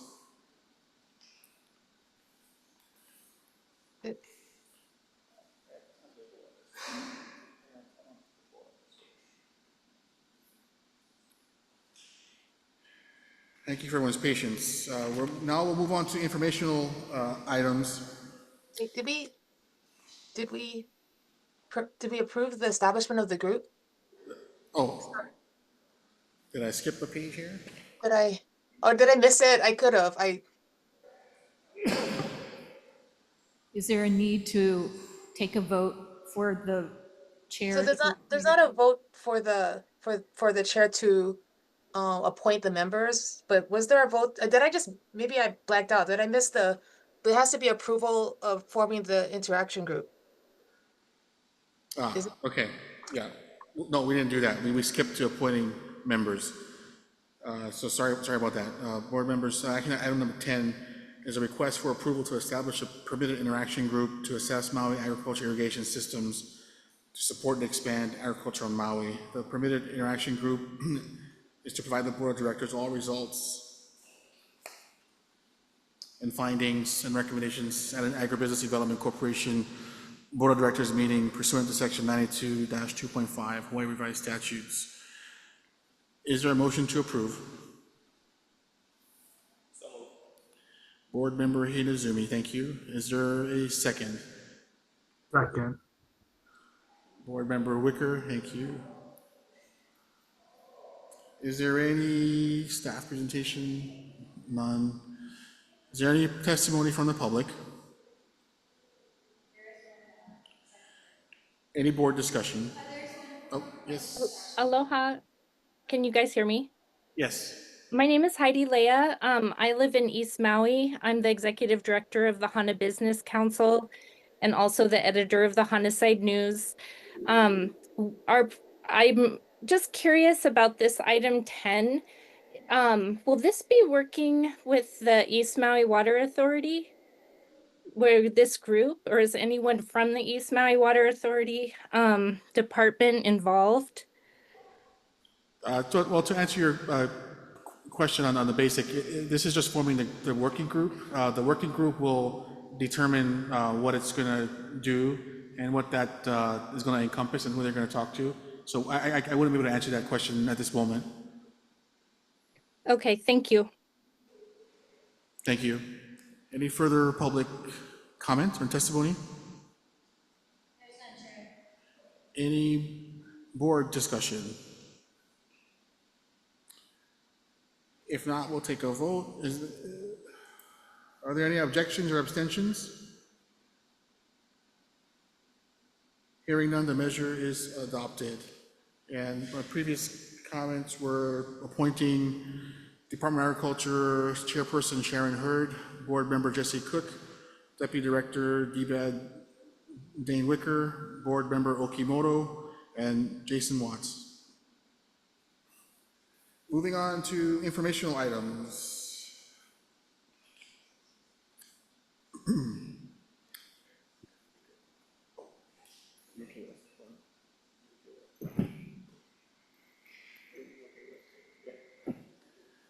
Presentation by Paulette Anela Akana with the Agribusiness Development Corporation regarding the Food and Product Innovation Network. Chair Watts, could we acknowledge that our board member from DLNR has joined? Oh, welcome, Kira. At, Aloha. 2:32. Yes, I am present and alone. Thank you.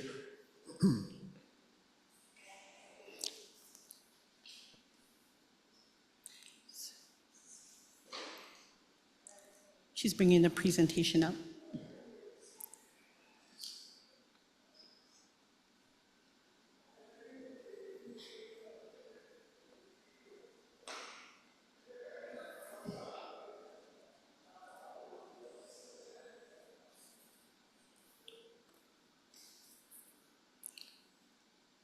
Aloha Chair, aloha members of the board, aloha mai kako. My name is Anela Kana and I'm the new Food and Product Innovation Network Manager. I want to, as we start to envision this Food and Product Innovation Network, we need to first identify the why and the purpose. And the purpose and the why for the Food and Product Innovation Network is to support local farmers, entrepreneurs, and local businesses.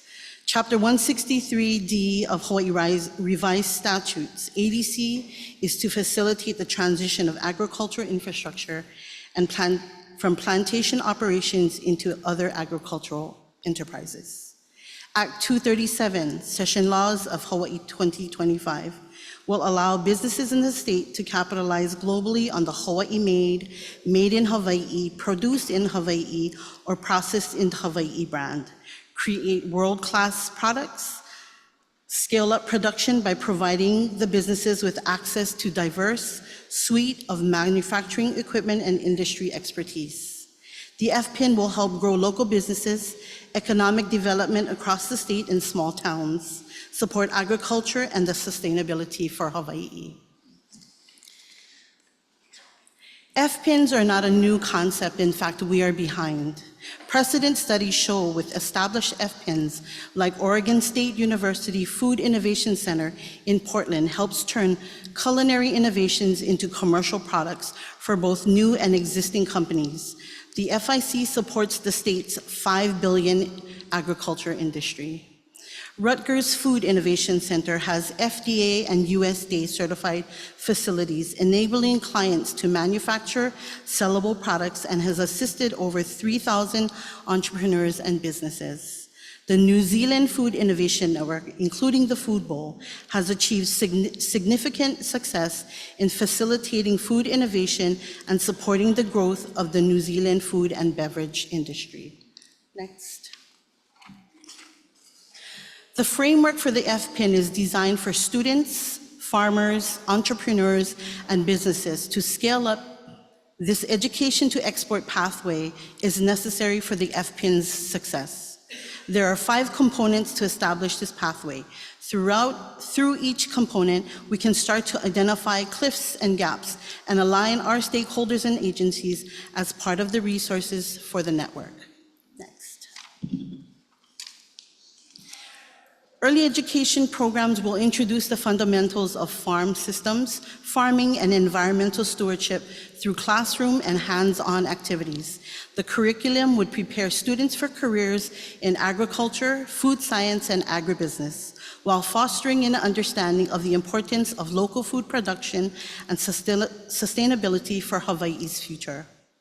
Some of the stakeholders we engaged with for education, like Wanel Kaneshiro, Director of DOE's Workforce Development, working with Young Entrepreneurs Program, Hele Imua, and Gathering Schools with Farm Curriculum. Helen Sampai, Principal for the McKinley School for Adults, Career Foundation Curriculum, Build Your Biz, Build Your Farm. Next. As we address cliffs and gaps between the education and perhaps product development is early college and dual credit. Next.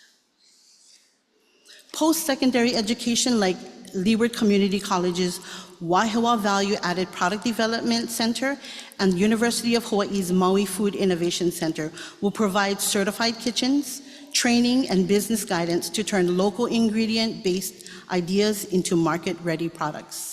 The program, Aina Tumakeke, offered at Wahiawa Value Added Center, helps to refine, develop, and in the end, showcase their final product after a 12-week course to retailers and buyers. Workshops are offered like where to go for funding, food safety, and many more. Next. Again, addressing cliffs and gaps for the development between the development and the process optimization is, of course, certification. As we have worked with Kathy Ho with validation, especially for the HPP processing, which is a high pressure processing system. Next. As we scaling up these pilot scale processing facilities, FPINs provide entrepreneurs with business support, specialized equipment access, storage, and production spaces. By offering cost-effective tolling and leasing options, these facilities enable businesses to refine their products and scale operations in a collaborative environment. Next. Process optimization contract manufacturing outsourcing to specialized manufacturers streamlines production, cuts costs, and reduce waste, allowing companies to focus on growth. Next. We can build a strong Hawaii-made brand with Dennis Ling, administrator of BSDS, but eventually as small towns with small businesses can scale up and develop, for example, Maui made, Hanapepe made, Kahului made, and that is our goal. Working with Office and International Affairs for sister state relations and establish an exchange in agriculture sciences and animal husbandry. Next. Export from manufacturing warehouses as businesses grow. Publicly built warehouses with flexible leases will provide affordable space to help local businesses scale from small to full production for domestic and international markets. Working with the Foreign Trade Zone and DOT, one cliff we identified as we grow to export that there is enough power to plug in cold storage at the harbors so produce, meat, merchandise is temperature controlled. Traffic flow and space is considered for planned facilities. Aligning state mandates for the FPIN, Act 151 aims to double Hawaii's food production and increase agricultural exports, promotes farm-to-state initiatives to integrate locally sourced food into public institutions. Act 175 requires that 30% of food served in public schools be locally sourced by 2030, fostering support for local farmers and improving food security. And Act 176 establishes requirements for state departments to purchase a percentage of fresh local agricultural products or value-added goods. Some of our success stories that have come from our Wahiawa Value Added Product Development Center and who are already selling products at stores such as Foodland and Chef Zone, stores statewide like Any Kind Snacks, Hawaiian Soda Company, you probably have seen them on the shelves. Hapa Hawaiian Salts, Mocha Meats, and Okonokai Sea Snacks are business models that can work and will work.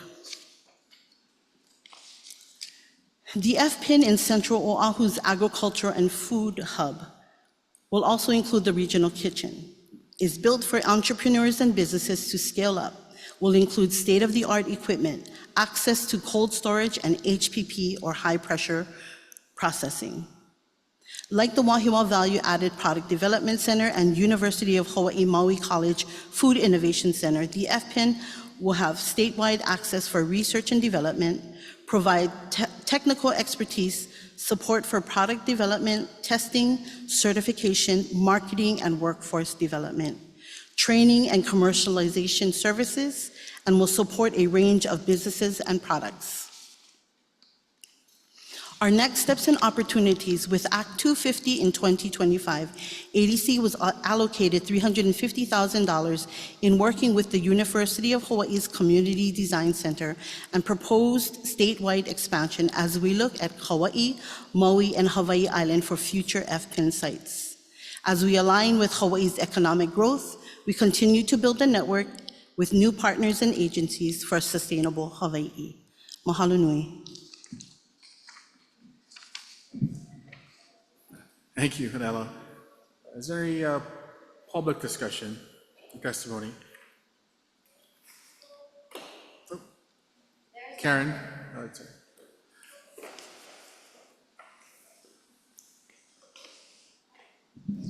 Aloha and welcome, board members. Good to see you on Maui. And I acknowledge my Maui colleagues here. Hi, everybody. And we just wanted to say that we appreciate the vision behind the Food Product Innovation Network and look forward to working with Anela. But we do have a need, and I know that some people on the board are aware, for a next level facility on Maui. So that's just something that I want to gently bring to your attention. What would you say, Douglas, in terms of who we got waiting? Yes, I deal with entrepreneurs on a daily basis, and right now we go about 10 to 15 students per quarter on training them, and then finding a place out there on Maui is very difficult, and they all mostly come back to us. And we are slowly running out of room in the capacity of our facility, and we desperately need another larger facility for them to upscale their production, because right now their production is so small that they can't do it here on Maui or in Hawaii at that. So we really desperately need something larger, bigger production scale. Yeah. Thank you. Thank you. No, thank you. Yes.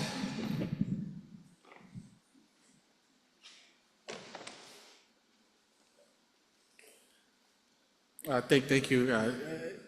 Any other public testimony? Board member discussion? I just wanted to acknowledge Karen Hanada and her staff, and thank you for testifying and making yourselves available. I'm sure you're going to spend a lot of time with Anela as they figure this out, so thank you. Moving on to informational item number 3, presentation by Director Mike Lambert with the Hawaii State Department of Law Enforcement regarding potential operations in Whitmore Village.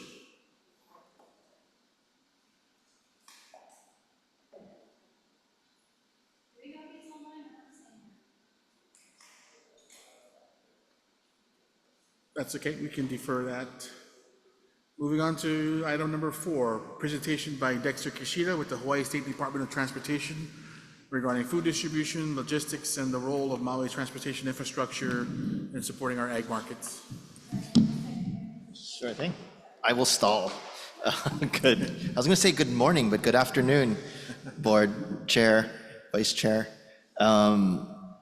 I'm going to go ahead and skip through the first few slides once it's up there, because I feel like we were just together on Oahu as we talked about how we can connect our communities and food systems together.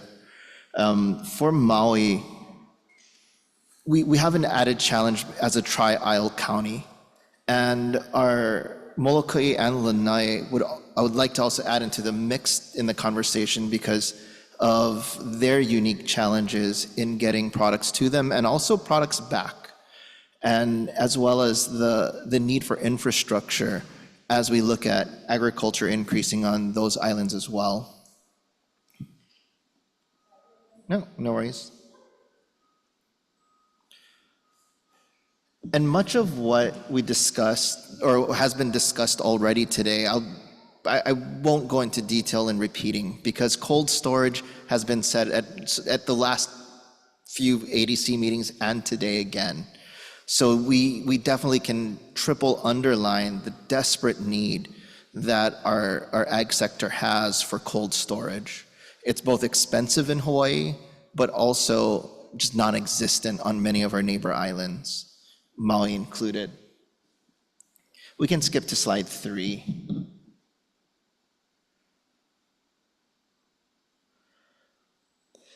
Some other additional ag infrastructure that's needed is not only cold storage, but having it a little more regionalized in ag centers as well. One thing that we're trying to look at and reduce is just the amount of traffic on our roads. And so the more we can hub and spoke or aggregate and then fill a complete container and bring it to port or to centralized areas, the better.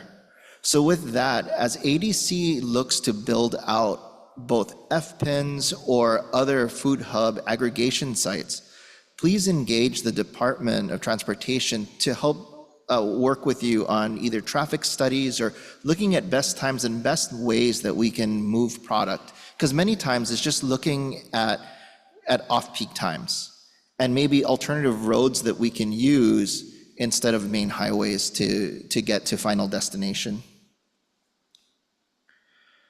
The other piece that I would love to have in the back of your minds as the ADC board is the Department of Agriculture and Biosecurity in this past lead session. Part of their bill that passed on biosecurity is the use of or implementation of transitional facilities. In New Zealand, they utilize private entities to help audit and inspect things coming in, but in our case, maybe even going out as sites that can act as these in-betweens as we look at increasing also exports to the continent. Next slide. So one thing that next slide. In the short term that's needed, and I think Maui is most primed for this, is a port-adjacent treatment and chill facility. Already, there's a few organizations or ag companies on Maui that have very innovative ways of moving product in and out of the island. And continuing that and to expand that, having a centralized area near our air and ocean ports is going to be key. Because part of the issue that one of the not a roadblock, one of the speed humps that we're running into for market access to the continent is the lack of treatments that we have to get access to both continental US, but also foreign markets. A lot of foreign markets, Japan, China, quite a few Asian countries require things like methyl bromide to be used to treat products before they enter. We currently don't have that capacity. And one of the requirements from Department of Health would be to in the application, list all the sites that you're going to use this on. So if we have 100 farms that are going to use methyl bromide to treat, DOH is going to need 100 different applications, 100 different sites listed, versus if we can centralize this, it'll help the sector as a whole. Another thing that is going to be key and something we're working on is coming up with an inter-island ag transportation discount program that really works for the sector. Currently, Young Brothers has an internalized ag discount program for raw products, but for the minimally processed items, a lot of times will now get cut out from that program. And yet, it's needed to stabilize product a lot of times as we're moving it between islands. So expanding that program is going to be key, as well as it looks like the federal transportation discount program that that offers reimbursements for products coming from the continent here. So all of the inputs that our farmers use is going to be off the table in the upcoming federal budget. So that will further provide some challenges to our ag industry. So if Hawaii can fill that void, that is what we're looking at proposing. And biosecurity is key. A perfect example for Maui County is the coconut rhinoceros beetle. Currently, there's no active infestation in this county, and this is the only county like that. And so how do we continue that is ensuring that we have safe transport, and these treatment facilities as well as increased inspection are ways that we can continue to safely move product, because commerce still needs to move, but we need to do this safely. Next slide, please. So in the short term, we need to get this inspection and treatment facility and cold storage up and running, but we do need to have more a permanent facility, and that isn't going to be in the next 2 years. I get that reality. But this permanent cargo hub with cold chain is going to be key, as we've said and multiple presenters have stated. As most pieces in the food system move to food safety or requiring some level of food safety certification. And yes, while ports are technically exempt from the process, the science doesn't work in that, right? We're only exempting it because it's just not possible today to keep cold chain. But we need to get to that point that we can, both for product quality, but also for safety. The other piece that Anela mentioned is, is going to be essential, is additional processing facilities. Because while there's an innovation center here spitting out awesome new companies, that next stage up is going to be key. Because while shipping raw products between islands is very doable and it's great, if we can consolidate that by finishing it to a finished product, not only creating jobs and hopefully even higher paying jobs, but it'll also streamline the transportation piece.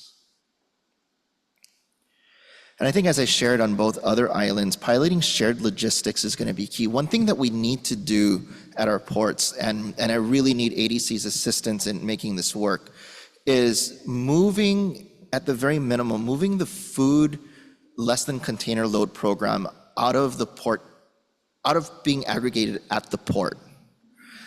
It's inefficient, it's creating long lines here, I hear, at the harbor.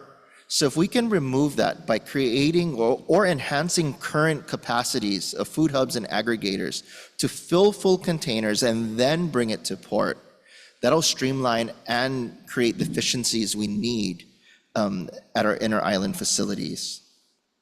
Next slide, please.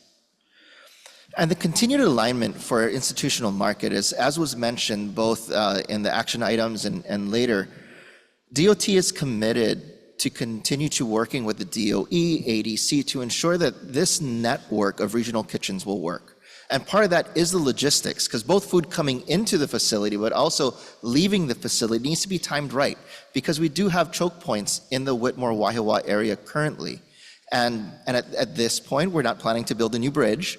So working with us to ensure timing of deliveries coming into Whitmore and leaving are timed correctly, to not further congest the current traffic landscape. And the on-island resource development is also a piece that, further than food, both up and down the supply chain, what other ways other resources can we generate on island? I'm really happy to hear that Maui recently got another green waste facility up and running. So now mulch and compost can start to be made here on island instead of getting shipped between islands. So what other further resources can we develop, be it feedstock, et cetera, to support our animal industry here, as well as inputs for row crops? And last slide is data. Data is really key, and I know this is not ADC's core mission, but through your tenants and the work that you do, sharing that data out on both the needs as well as the existing capacities is helpful. As we look at what is coming to our harbors or to our airports, Getting that data as DOT will be helpful to ensure we can best meet the needs of the ag sector. And then the infrastructure. This is your sweet spot in both being able to acquire property, but also build infrastructure, be it small animal slaughter facilities and a network of them around the state as needed, or the cold storage and processing that we've mentioned, as well as the superpower of inviting the private sector to partner with us to better build these facilities and ensure they're utilized and meet the needs of the sector, and we're not just building buildings. And appreciate your collaboration as always. Thank you. Thanks, Dexter. Is there any public testimony or public comment?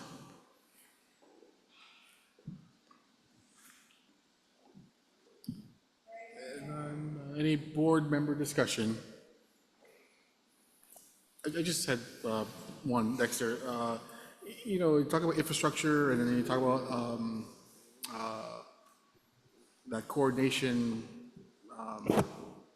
You know, could you guys work with Anela on identifying? I mean, I don't know if the DOT has parcels or land or stuff that you guys aren't doing anything with that, you know, ADC could you know, joint venture with DOT on, and you know, because if you already, the state already owns the land, and using some of our exemptions, we can, you know, Get moving quickly. Yeah. Absolutely, would love to and commit to working with Anela on this. Okay, so we can. And Maui really is primed, I feel, for a few of these key infrastructure needs to go live, and soon. So I imagine there's some near the port, and airport, and harbor, and. Absolutely, absolutely. Cool. Thank you. Thank you. Any other board member discussion? Seeing none, we'll move on to presentation by Director Callie Ars with the County of Maui Department of Agriculture regarding their strategic initiatives and plans. Thank you for sticking with us.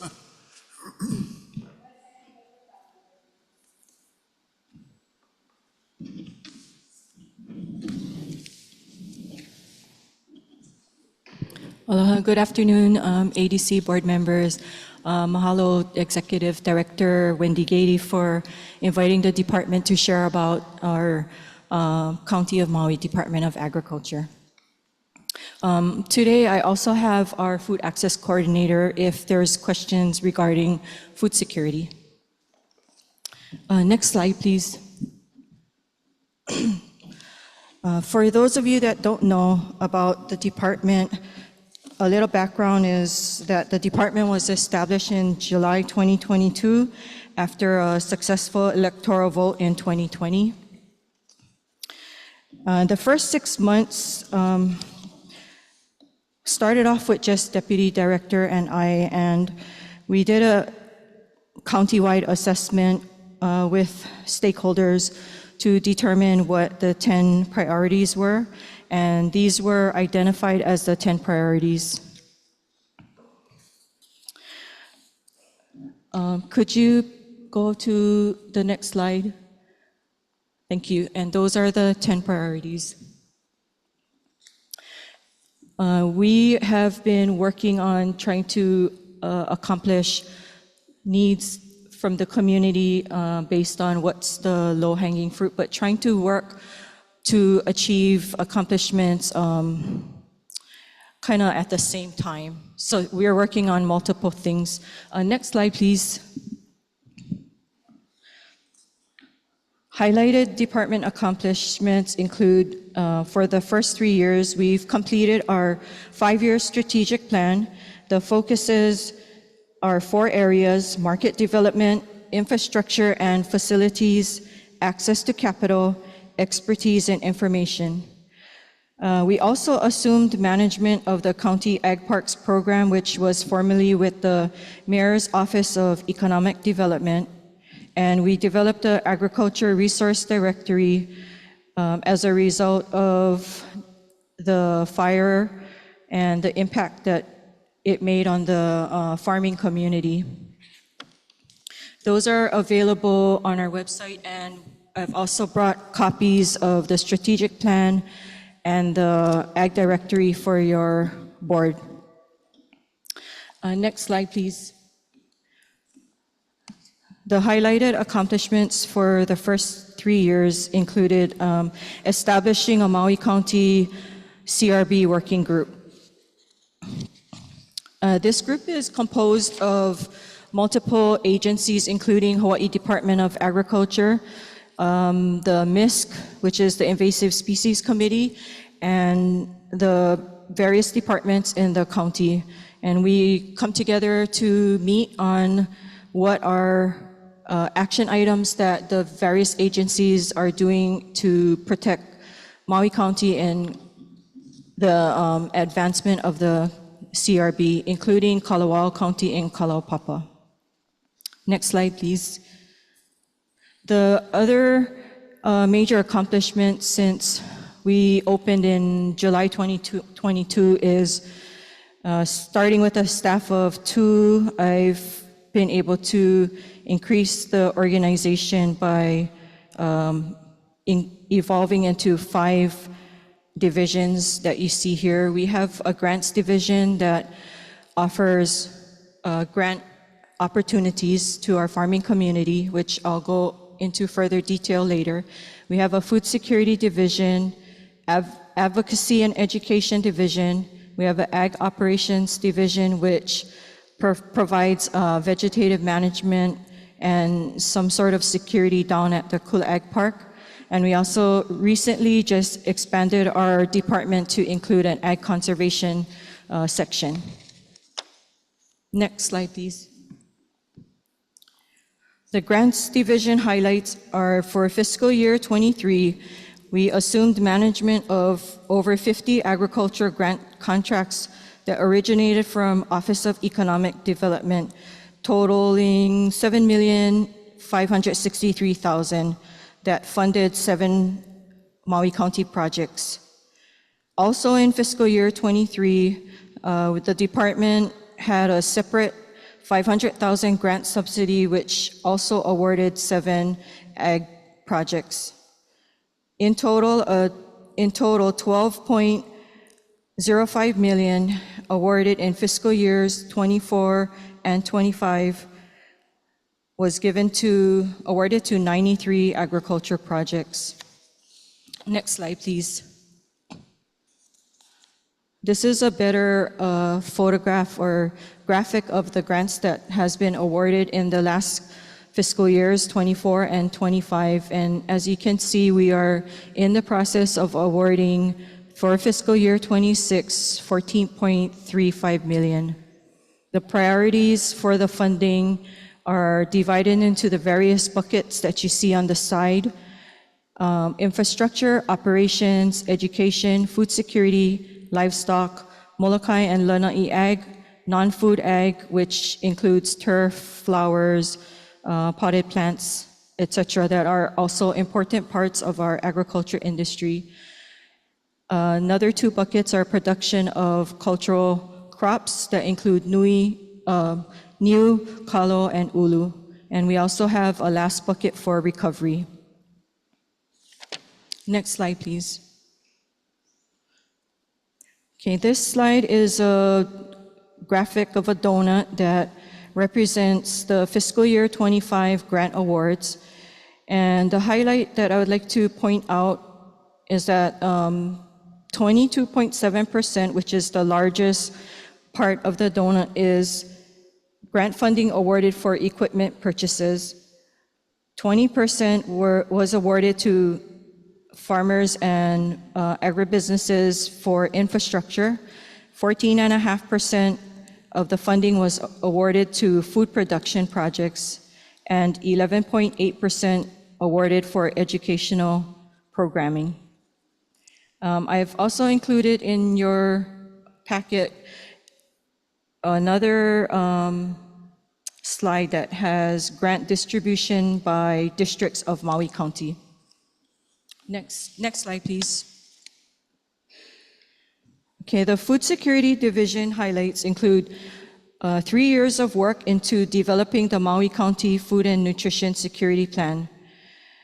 And the Food Security Department is now currently overseeing the advancement of the plan's goal. Last fiscal year, we began the development of the County of Maui food systems map. As you can see a snapshot on the right, it shows 13 color-coded pinpoints of the various food systems, and we're currently in the works of expanding it with multiple layers.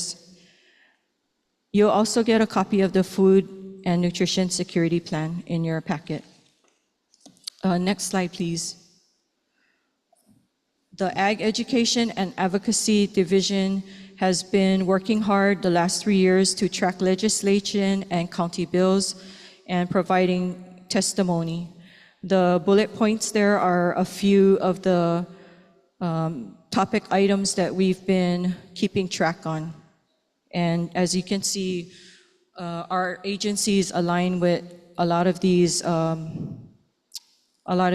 topics. Next slide, please.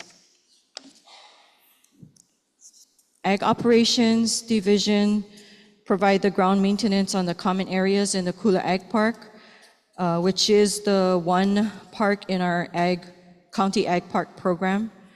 They perform routine inspections, working on establishing our field office and base yard, and they also are the point of contact for our tenant farmers, and they provide security to the agriculture park. The following on the right-hand side shows the capital improvements that is being currently worked on and planned. You can see phase 1 is the replacement and relocation of the booster pump, which should be breaking ground anytime soon. The next phase is either the construction of a 2.4 million gallon reservoir or jump to phase 2, developing a new park called Upper Maui Ag Park, pending on funding. And there's a smaller piece in there, the 12-inch main line, and that would connect the water from Reservoir 40 in Mahipono to the Kula Ag Park Reservoir that we're planning to build. And this will provide 28 lots in the new park for organic farming. It'll provide the water for those farmers. Next slide, please. As I mentioned earlier, we just expanded our department 2 weeks ago with the addition of the Agriculture Conservation Program through we secured a 3-year contract with USDA NRCS Strategic Partnerships in the Pacific Islands program, almost $500,000, and it funds a liaison position that works with partner agencies that will develop land management solutions for critically imperiled lands to mitigate risks related to fire and natural disasters. Next slide, please.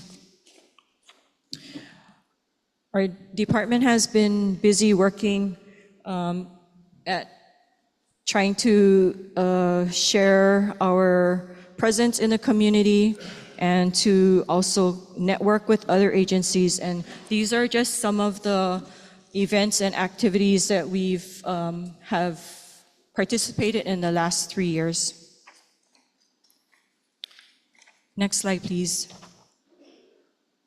So the question from Executive Director Wendy Gady was to suggest some of the things that our department thinks that ADC could assist in, or maybe discuss potential priorities and partnerships.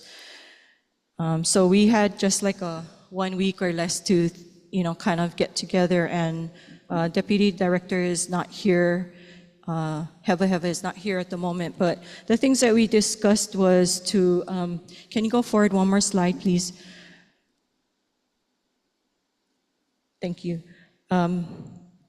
Consider the expansion or building a slaughterhouse for Maui County, for Maui, given the fact that Decoit Slaughterhouse has the closing has represented a major loss for the island's beef industry, and with the limiting slaughter capacity and the degraded pastures, these point to a serious risk of local beef shortages.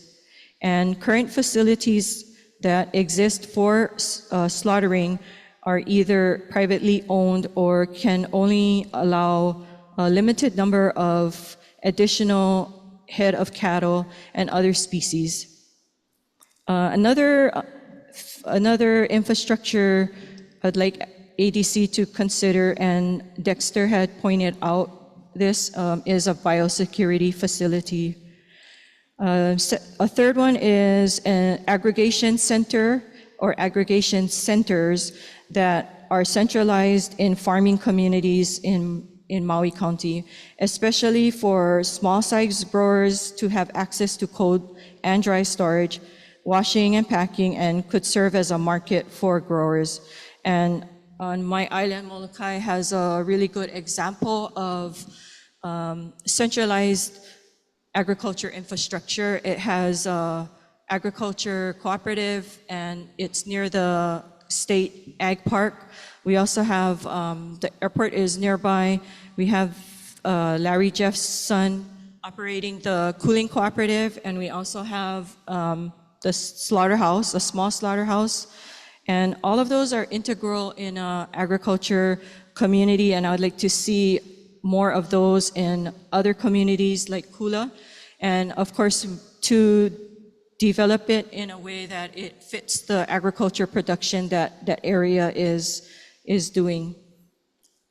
Touching bases on cold storage, we do hear a lot of growers need cold storage. So if we want to put more arable ag land into production, cold storage, aggregation centers, dry storage, commercial kitchens, all of these would help to advance the farmers to the next level, and perhaps we can decrease our food dependency and increase food security even if we start incrementally.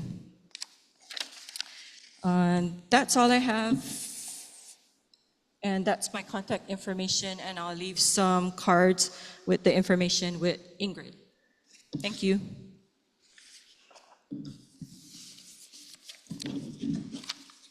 Thank you, Director. Is there any public testimony or comment?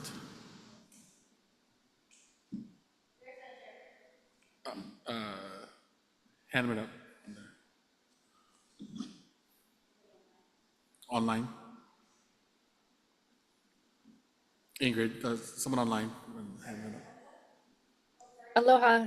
Can I go ahead and ask my question? Okay. Sure, proceed. This is Heidi again, and I put this in the questions. I'm not sure if people are monitoring it on the Q&A on Zoom, but I just want to thank Director Kali Arce with our Maui Department of Agriculture. As you know, we're the only county with a county Department of Agriculture, and it's really treasured. We're very excited that it's grown, and that the team's done a lot to just help with funding some of our agricultural projects. What I'm curious about, and I know that you guys had field trips today, is how does the ADC foresee working, with our counties specifically, if our Maui Department of Agriculture can be a model for other counties, and would there be assistance through our county department for providing aid to with permitting designs of such facilities that were mentioned, like with the FPIN model, Food and Production Innovation Network, and just full disclaimer, we've gotten grants the last 3 years through both the Hana Business Council and the Hana chapter of the Hawaii Farmers Union to get a proof of concept for our community food aggregation, commercial kitchen, food innovation center, resilience hub center in Hana. So, we're really excited to see like what ADC is doing and these concepts, and want to make sure we can get the best help in implementing something out in East Maui.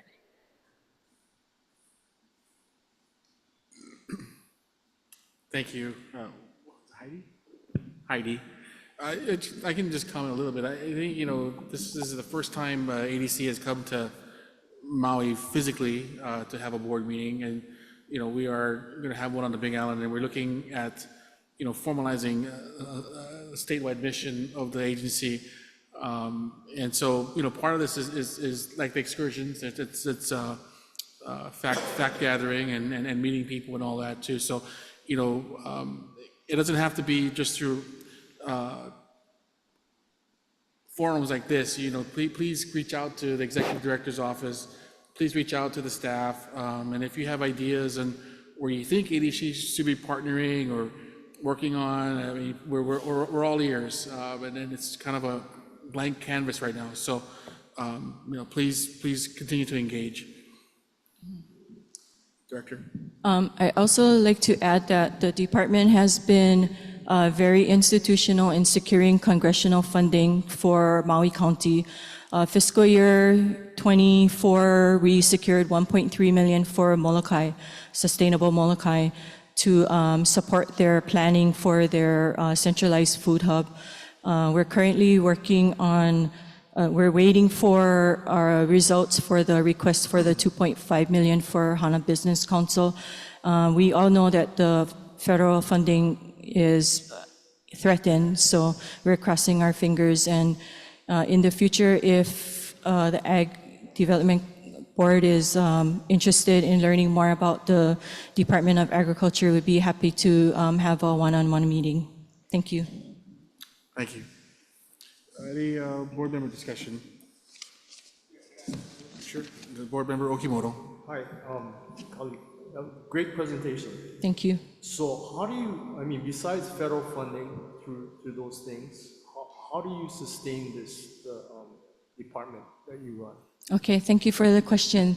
Our department is funded by the County of Maui, general funds that are distributed among the departments. And we also secure funding. I work really hard to try to secure funding for our department as well as our staff. Thank you. Mm-hmm. Any other board member discussion? If not, thank you, Director. All right, mahalo. This next person should be no stranger to the ADC. Former board chair Warren Watanabe, who's also the executive director of the Maui Farm Bureau Federation, regarding strengthening Maui's base of local farmers and the ADC's role in expanding land and infrastructure holdings and investing in projects on Maui. Welcome, Warren. Thank you, Chair Watts and members of the board. Yeah, it is different being on the opposite side of the table. I want to thank you for continuing to explore opportunities in Maui County and Hawaii Island. As you are aware, this was a top priority for me while on the ADC board, as I felt that ADC's mission is to assist agriculture across the state. The first step is to talk to Maui farmers and ranchers. Listen to what they have to face on a daily basis. Don't put the issues aside, but follow up and stay in contact with updates and progress reports. I have seen many plans that has agriculture advanced? I think not, because many of the issues that my parents face still remain. Each island is different and don't have the attitude of one model fits all. Maui's agriculture is in extreme state of flux, and so the question of how to expand land and infrastructure holdings is a challenge. Multi-generational farms are closing. These are farms that have the land, infrastructure, and markets, and yet they close. Why? Addressing the why is important to ensure that future investments are done for the long term. Up to the early 90s, Maui had a strong agricultural base, providing not just for Maui's self-sufficiency, but contributing to the economy with exports to the other islands and the West Coast. Maui agriculture was diverse with sugar, pineapple, vegetables and melons, floriculture, livestock, poultry, seed industry, and nurseries. Investments for agriculture were built, such as the Kula vacuum cooling facility. There is criticism of corporate ag, but on Maui, family farms thrived when sugar and pineapple thrived. They benefit from the input shipping or economies of scale from sugar and pineapple. When they closed, local vendors also closed, leaving our farmers with limited access to products and increased costs. It appears increased self-sufficiency or increased farm-to-school production is best achieved, coupled with a strong export component. Now, addressing how ADC can help needs to focus on where Maui's ag is going. The ADC, Department of Ag, and the university all have strategic plans for their agencies. Yet, is there a united vision of ag in Hawaii that incorporates the various counties and actual farmers and ranchers' needs? Are they in sync? And this means how actions on Oahu impact the neighbor islands. Maui has lost farms whenever Young Brothers' rate increased. But the major loss happened when farms on Oahu began with the loss of pineapple and sugar. Maui was told that the goal was import replacement, so we did not have to worry. Yet the important import replacement was from the neighbor islands, and overnight, what was one of the largest cabbage farms on Maui closed, and the farmer went to work for the county of Maui. This really did happen. Farmers on each island should never compete amongst themselves. Hawaii is too small, and unlike the continental states, we cannot readily ship to another part of the country. It is important that AD's actions grow agriculture and not displace agriculture. Such action leaves farmers disenfranchised with government. Labor is a major issue, yet our farms tend to be labor intensive. I know state officials have visited the East, where similar small farms have more access to mechanization than Hawaii. Hawaii Farm Bureau's initiative to import equipment and adapt it to US regulatory requirements was passed and I understand funded. But where is this equipment? We move slowly when time is money and may make a difference for our existing farms. We were just informed that the last remaining slaughter facility on the island available to our ranch families is closing. This is happening as we have a growing small animal livestock opportunity. So we need to fully understand where the industry is going and whether we have exploited all existing opportunities and solutions.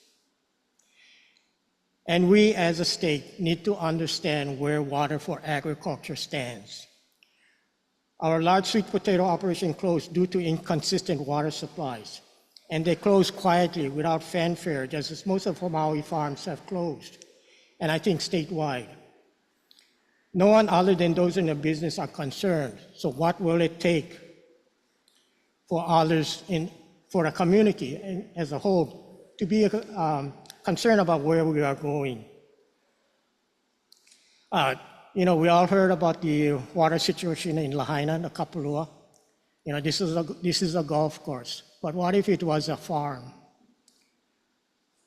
You need to think about that, I think. That leads to the need for a unified vision, including all of the agencies in the state, so any investment by ADC has all the support of all the entities, whether it's water, transportation, marketing, research, and so forth. So how can ADC help? Help us hold on to existing farms and return them to their viable status. For without these farms, any value-added structure or more land may be for naught. I mentioned earlier regarding the labor shortages. Maui farmers have said they have had to reduce production. We talk about increasing local production, and farmers are capable of doing this. If we don't find solutions to on-farm production issues, how will we increase the availability of local food?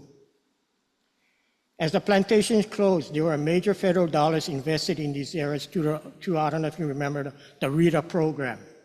Yet today, very few of any of the investments are viable. Why? How could that money have been spent better? Let's learn from the past for a future that is truly vibrant and not continue to be challenged by the same issues we have today. In closing, I emphasize that the voices of our farmers and ranchers need to be heard first and foremost. They know what is needed and what is real in agriculture.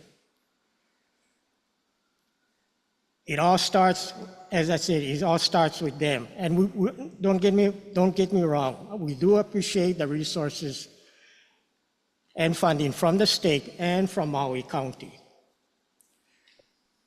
With this in mind, efficient and practical use of resources will lead to an industry that we all envision that it can be. Thank you. Thank you, Warren. Is there any public comment or testimony? Any board member discussion? Nope. Thank you.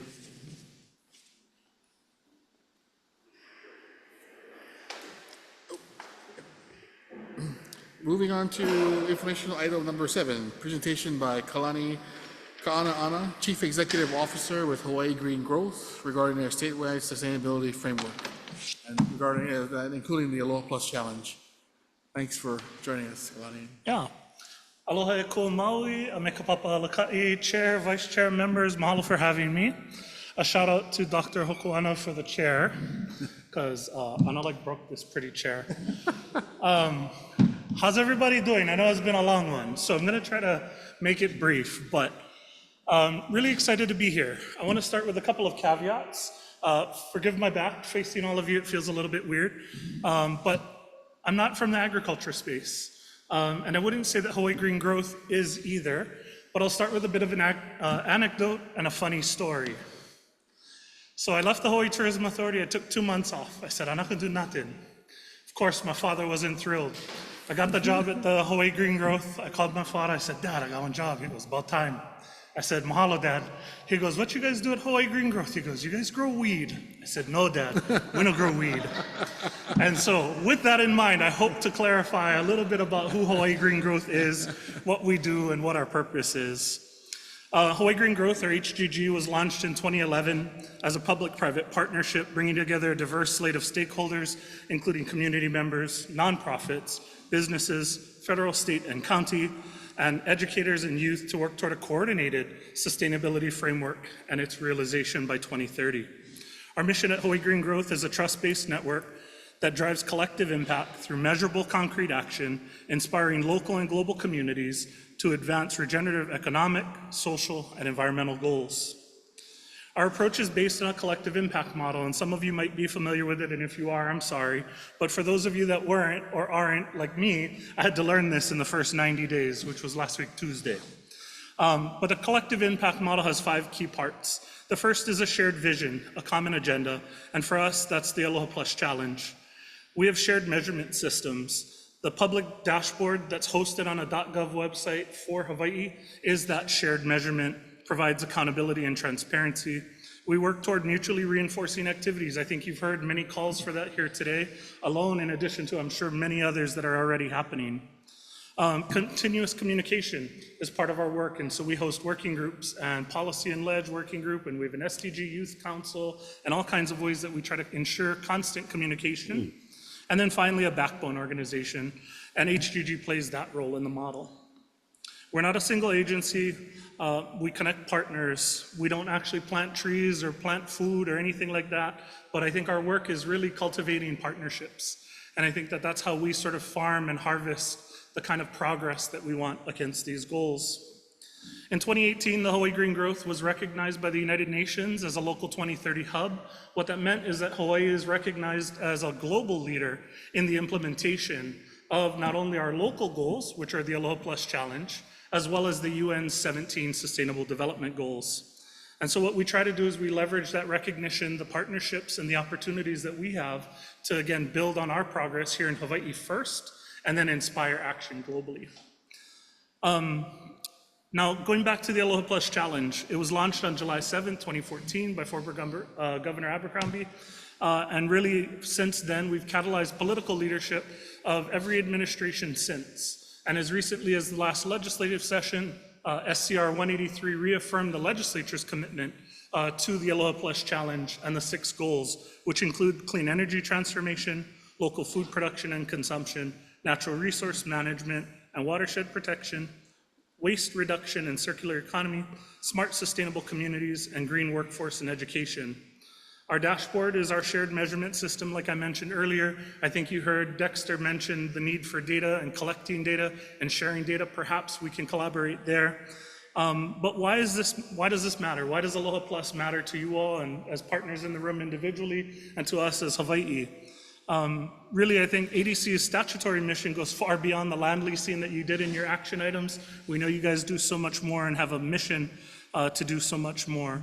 But I think it makes you folks a cornerstone of this progress on these long-term goals that we've achieved, not only as individual communities, but as a state. And we have a lot to go. So with that, I'll pause there.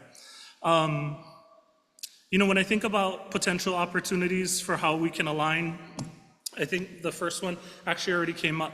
It's integrating metrics and reporting with HGG's measures working group to identify a small set of agricultural indicators, maybe acres under regenerative management, crop diversity, water use efficiency, producer participation, soil health, all kinds of things. I'll leave that to you folks as the experts, but I think that those may be ways that we can collaborate in bringing that data out and let people see what you guys are doing, because I think like any other government agency, you're probably doing a lot more than people realize. I see Wendy nodding. I know the feeling. I see Dane on the call too, or he was on the call earlier. The work is happening, the stuff is going. And so maybe another one is piloting regenerative projects on ADC lands. Maybe we can partner with a single one. We have over 400 partners in the network. And so I'm sure some of us are willing and ready to kind of collaborate on a potential project. And that may be another way to demonstrate concrete action against the goals. As always, we leverage cross-sector partnerships. One of the really, I think, interesting models that we have are the working groups. And those working groups are really established in a way to provide the safe space, the umeke, if you will, for difficult conversations. We use Chatham House rules so that the things that are discussed can be shared, but not its attribution. And I think that that's really important because we live in islands, yeah, and islands is small and everybody gets something for say, right? And so if we can create a safe space to have really honest conversations and difficult conversations against Hawaii's most complex goals, that's where I think we start to make the progress and plant those seeds of change. And then perhaps just final, maybe next steps, and obviously open to discussion, but an MOU of collaboration to formalize a partnership on data, policy alignment, and any potential pilot projects. Joint indicator development on the Aloha Plus dashboard. Again, it is hosted on a hawaii.gov website, and that we do that in partnership with many state agencies. When you really look at the dashboard, I sort of describe it this way, and I'm still working on my elevator pitch. John asked me earlier what my elevator pitch is, and I haven't totally nailed it. But I will say that like some days I feel like I'm the steward of a constellation of strategic plans. And that's because so many partners and companies within the network have their own strategic plans. We have like CGAPS as a member, right? And so CGAPS is a working group on stuff already. And so it's sort of like a nesting doll of all this stuff. But all that to say, that's where I think the complexity of the challenges in front of us require the kind of communication and partnership that we help to encourage. And so lastly, I'll close with just Hawaii's agriculture has always been more than about crops. It's about culture, community, and care for Aina. The Aloha Plus Challenge and UN SDGs give us the tools to measure the care and turn it into policy and investment. If ADC and HGG move forward together, combining lands and infrastructure, data, networking capacity, and all the work that you do, and our ability to bring people together and to create shared momentum behind progress, we can grow a food system that feeds our people and heals our lands. Mahalo nui for the opportunity to share, and I'm happy for any questions. Thanks, Kalani. Is there any public comment or testimony? Seeing none, is there any board discussion? Just wanted to thank you, and I just wanted to say, you know, I think to Warren's point about all these different plans and having, you know, some, you know, actually shared vision and executing those visions, I think, you know, with the current status of our federal government too, I mean, these partnerships are critical, and you can work on the sustainability goals at the same time. So, you know, thank you for working on that, and hopefully that we can meet with him too. So, thank you. Easy. Mahalo.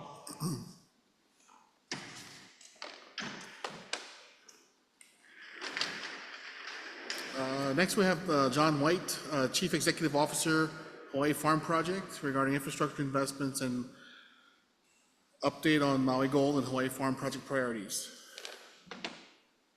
Oh, I'm sorry. No? Oh. Aloha Board, Aloha Chair, Aloha Executive Director Gady. I am not John White. My name is Max Tornai. I was tagged in to help with this presentation. I am the Director of Grants and Government Affairs for Hawaii Farm Project, which is the parent company of Maui Gold Pineapple Company. We did have a presentation that I emailed to Ingrid that would help clarify everything that I'm about to talk about. It's under Max. One more, yeah, there it is. Okay.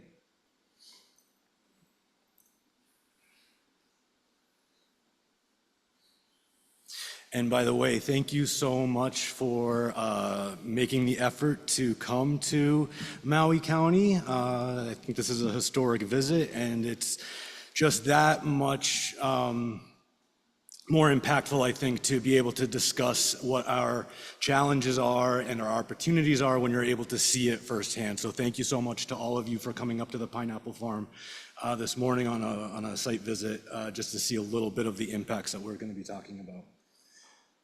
You can scroll to the next slide, please. Okay, so as I mentioned, Hawaii Farm Project is the parent company for a number of different agro-tourism-based operations on Maui. We have the Maui Gold Pineapple Farm, Maui Pineapple Store, Lahaina Honey Company, Maui Pineapple Tour, Maui Farm Events, and Maui Chocolate Tour, which is on Kauia Chocolate Estates in Lahaina. Next slide, please. Just a quick history to how we evolved / mutated. We started in 2011 as Maui Pineapple Tour. It was a 3-person operation doing farm tours up at the pineapple farm. And we served about 2,000 guests, or a little bit under that annually. And then over the next decade, we just tried to expand on that. But in 2020, we opened up a retail store in Front Street in Lahaina. 2021, we opened up the chocolate tour, like I said, in Kauia Chocolate Estates. 2022, Lahaina Honey Company. Also 2022, we opened up Maui Coconut Tour, which is on Punakea Farms in Laniopoko. And then finally, we decided we needed an overarching entity to encompass everything. So we created Hawaii Farm Project. And at the end of 2022, we had grown from doing 2,000 guests or a little bit under annually to over 83,500 guests across 3 farms, with a total revenue across all operations exceeding $8.3 million. Also in late 2022, the previous owners of the pineapple farm, the Levesque Corporation, decided to step away from pineapple cultivation on Maui. And since the tours and because pineapple is iconic on Maui and in Hawaii, and very much beloved by our visitors and our residents, we made the decision to acquire the pineapple farm in lieu of it just disappearing from Maui altogether. August 8th, 2023, not too much long, just 8 months after we took over ownership, the Maui wildfires destroyed our store in Front Street in Lahaina and our Pineapple Tours head office in the Wharf building. We had to shut down Maui Chocolate Tours in Kauia Chocolate Estates, Lahaina Honey Company, and Maui Coconut Tours. We were really only able to reopen Maui Chocolate Tours in 2024. We were never able to reopen Maui Coconut Tour. And then in December 2024, we finally were able to reopen our store and offices up in Haile Maile, so out of the ashes, sort of. Next slide, please. This is what our pineapple store looked like on Front Street before the fires. Next slide, please. This is what it looked like after the fires. We had a lot of staff that were displaced and those businesses shut down. Next slide, please. So in our response to keep our staff working, we reallocated them to doing disaster relief. In the days immediately after the fire, when people weren't able to get into the scene, we shipped pineapple by boat, and then utilized our tour vans to move resources at no cost. We provided container storage for inter-island donations of fresh produce and community kitchens, distribution centers, and donated literally tons of whole and cut pineapple to feed those affected by the wildfires. Next slide, please. This is what our pineapple store looks like up in Haile Miley. Like I said, opened in December 2024. Next slide, please. And 92 of the products that we sell in Maui Pineapple Store are produced and sourced from locally owned companies. Most of them are using our Maui Gold pineapples in their products, which is really exciting. It gives them a venue to actually sell their products locally and online through our website. Next slide, please. Maui Gold Pineapple Company. Next slide. And I think most of you folks know Maui Gold Pineapple Company started in 2010 after the Maui Land and Pine Plantation shut down its century-old pineapple cultivation on Maui. And we had two major individuals spearheading that initiative. One was Rudy Balala, who you guys saw this morning, and Mr. Darren Strand, who was just over here.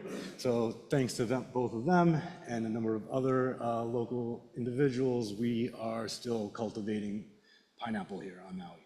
Next slide, please. This is an aerial view of our farm. The yellow dot is our offices, and the perimeter is the fields of our farm in Haile Miley. Next slide, please. Here's some just pictures of some normal operations. Next slide. To give back to the community, we often do local agricultural education, school field trips. We're often working with community events. This is a picture of our staff at the most recent Makawao parade, where we're handing out free fruit.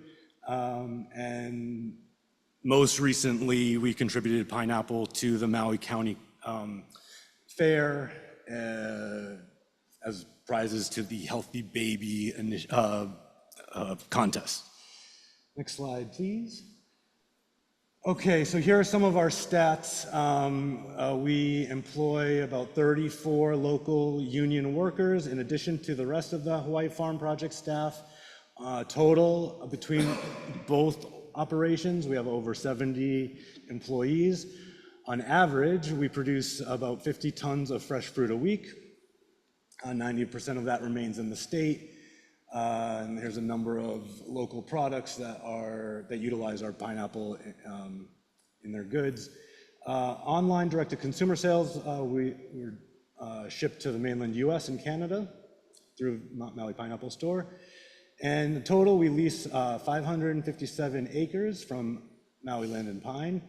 And we are so grateful that you're here so we can discuss some of the challenges that we are experiencing in reaching full capacity of pineapple production. This is a very important figure right here.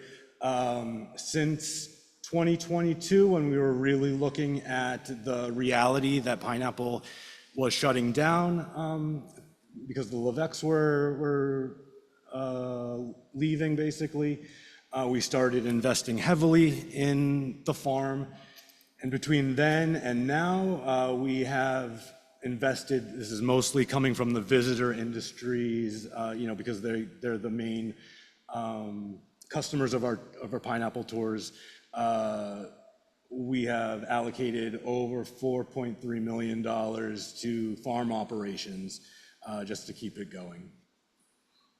Next slide, please. Our current challenges. Next slide. Water infrastructure. I think you folks have probably heard and seen a lot of this problem everywhere in Hawaii. The left-hand picture is a picture of the reservoir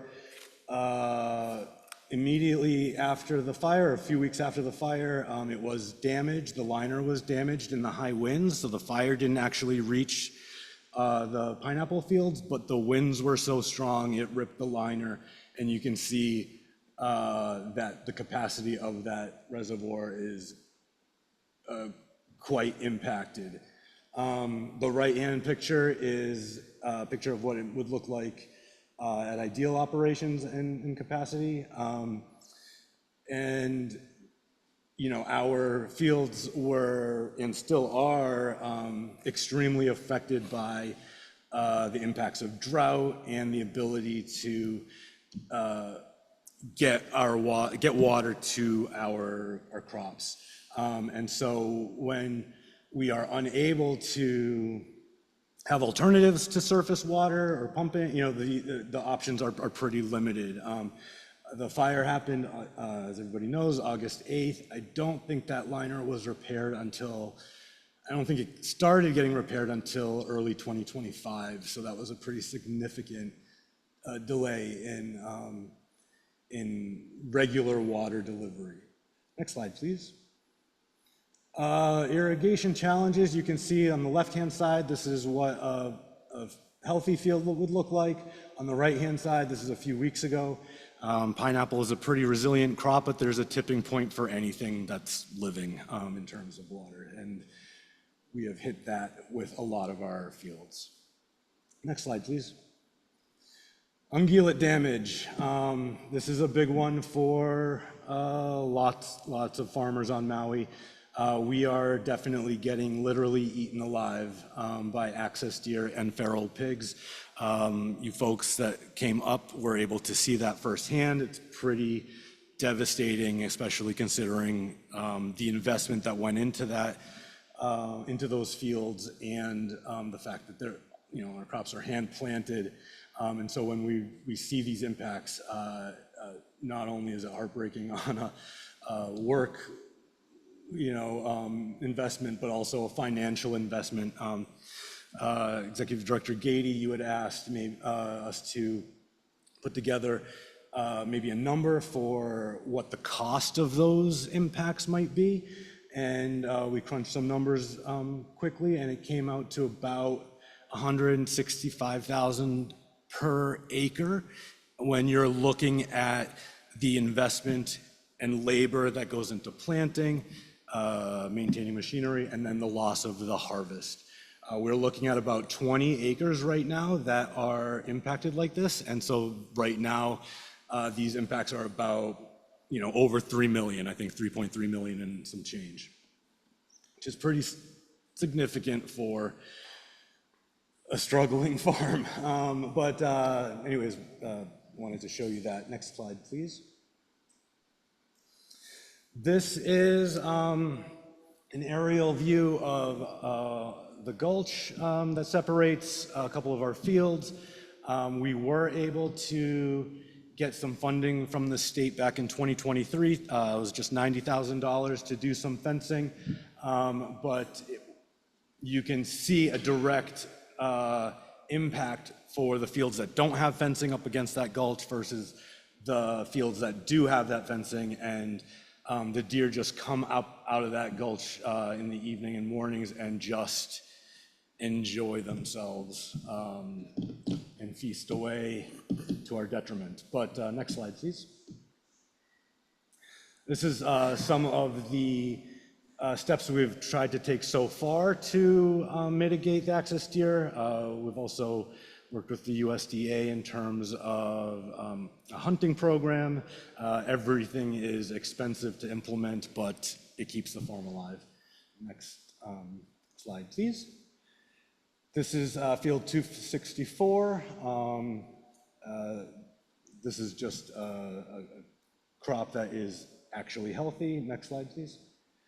And in comparison, our crop that was eaten by our pigs and deer, this is very close to the gulch that does not have fencing up against it.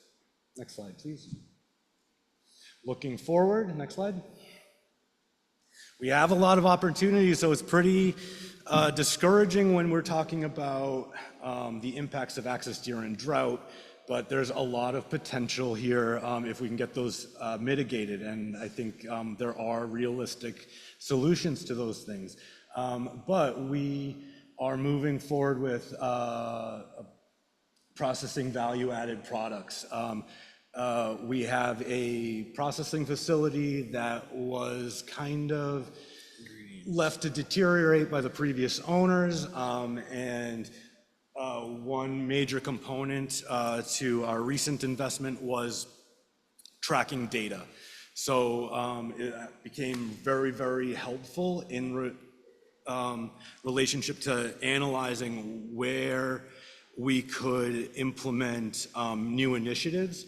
And I'm sure you all know, in any harvest, there's a bell curve of size distributions for any fruit, and the smaller fruit or cosmetically imperfect fruit that our distributors or retailers don't want to buy to sell, we can actively make into another revenue stream just by minimally processing it into cut pineapple, frozen cut, chunk pineapple, pineapple juice, and dehydrated pineapple.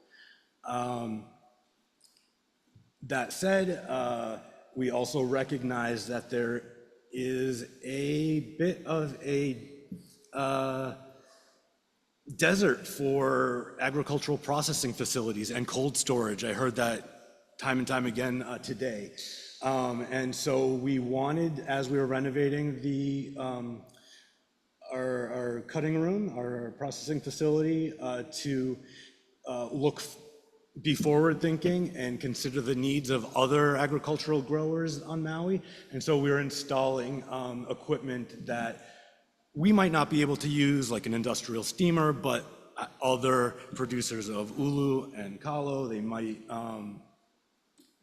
they might want to partner with us and utilize our space in order to process their crops locally on Maui. Next slide, please. One of those partners, and they'll be starting next week, is the Hawaii Ulu Co-op. They were processing their Maui-grown breadfruit at right next door at the UH Maui College Food Innovation Center. They grew out of that space and started, they didn't really have another commercial kitchen to process local fruit here. So last year they shipped over 30,000 pounds of ulu to the Big Island for processing. They lost over 10% of that due to spoilage during shipping.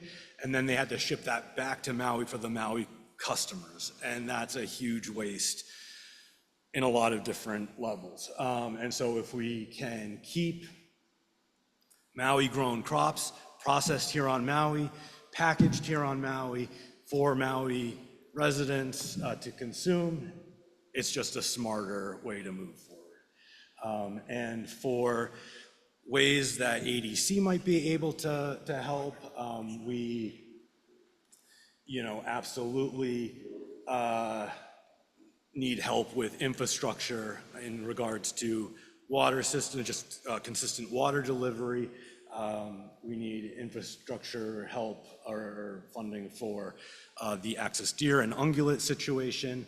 I know that there was anyways an emergency agricultural loan through the state, the Department of Agriculture.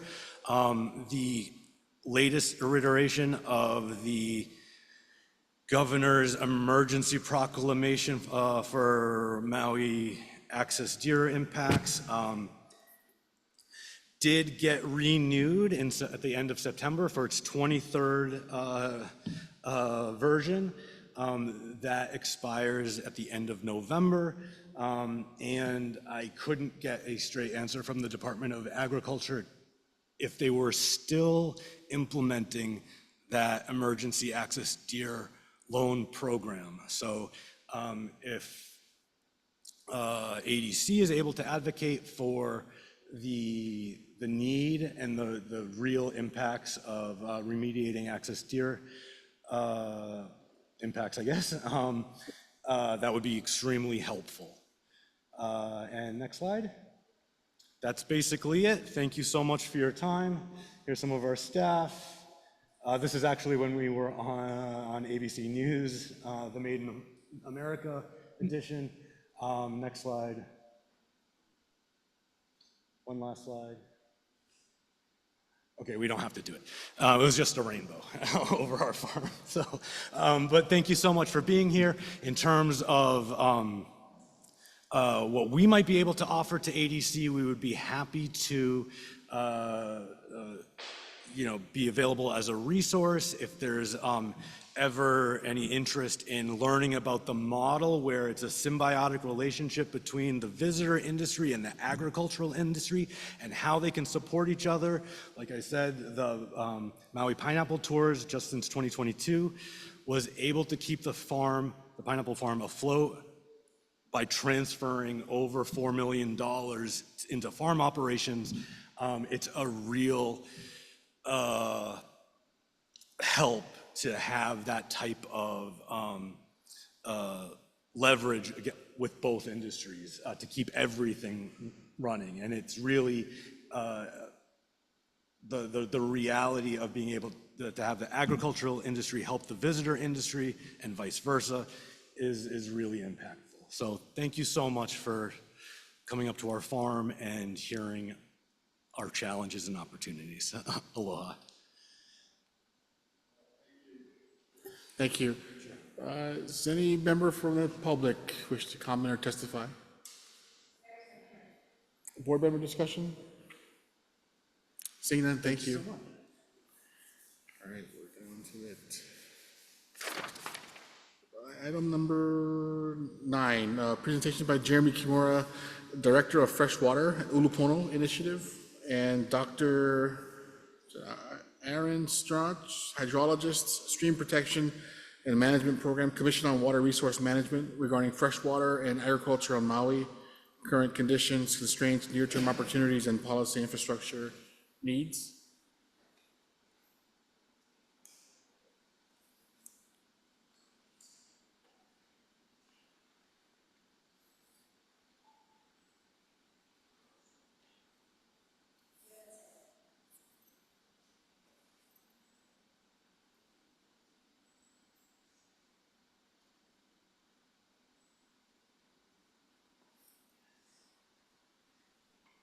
Hey, sorry, this is Jeremy. Can you guys hear me okay over there? Yes, thank you for joining us. Yeah, thanks. Thanks so much. It's just me, unfortunately. Dr. Aaron Strach had to take off for something else, as those of you who might know him, and Deputy Director Kahahane sure does know he's quite in many places at once. But thanks, Ingrid. She'll bring up the presentation here. And just real quickly, this is for full disclosure as this presentation is going on here. I am, first of all, thank you, Chair and ADC board members for allowing me to present today. My name is Jeremy Kimura. I am the Director of the Freshwater Sector at the Ulupono Initiative. As I was mentioning, full disclosure, I work with board member Cook. Him and I are both in the Ulupono Initiative, and I am cousin of the chair. So anyway, thanks again for having me. I just want to talk really quickly about agriculture and water for Maui, and I think I'll just keep it really short because you guys have had a long day here. But Ingrid, I'm not sure if we are able to kind of go towards the beginning of this presentation, or I can also just share my screen if that works. Let's see. Okay, maybe I'll just do that. I can just drive it from here, and then hopefully folks can see my screen. But I was hoping to have Aaron on today, because Aaron really is the person at the Water Commission who knows a lot about the systems on Maui. So any kind of really technical information you guys might have about system condition and system flow, about the irrigation systems there, like he's the best person to answer.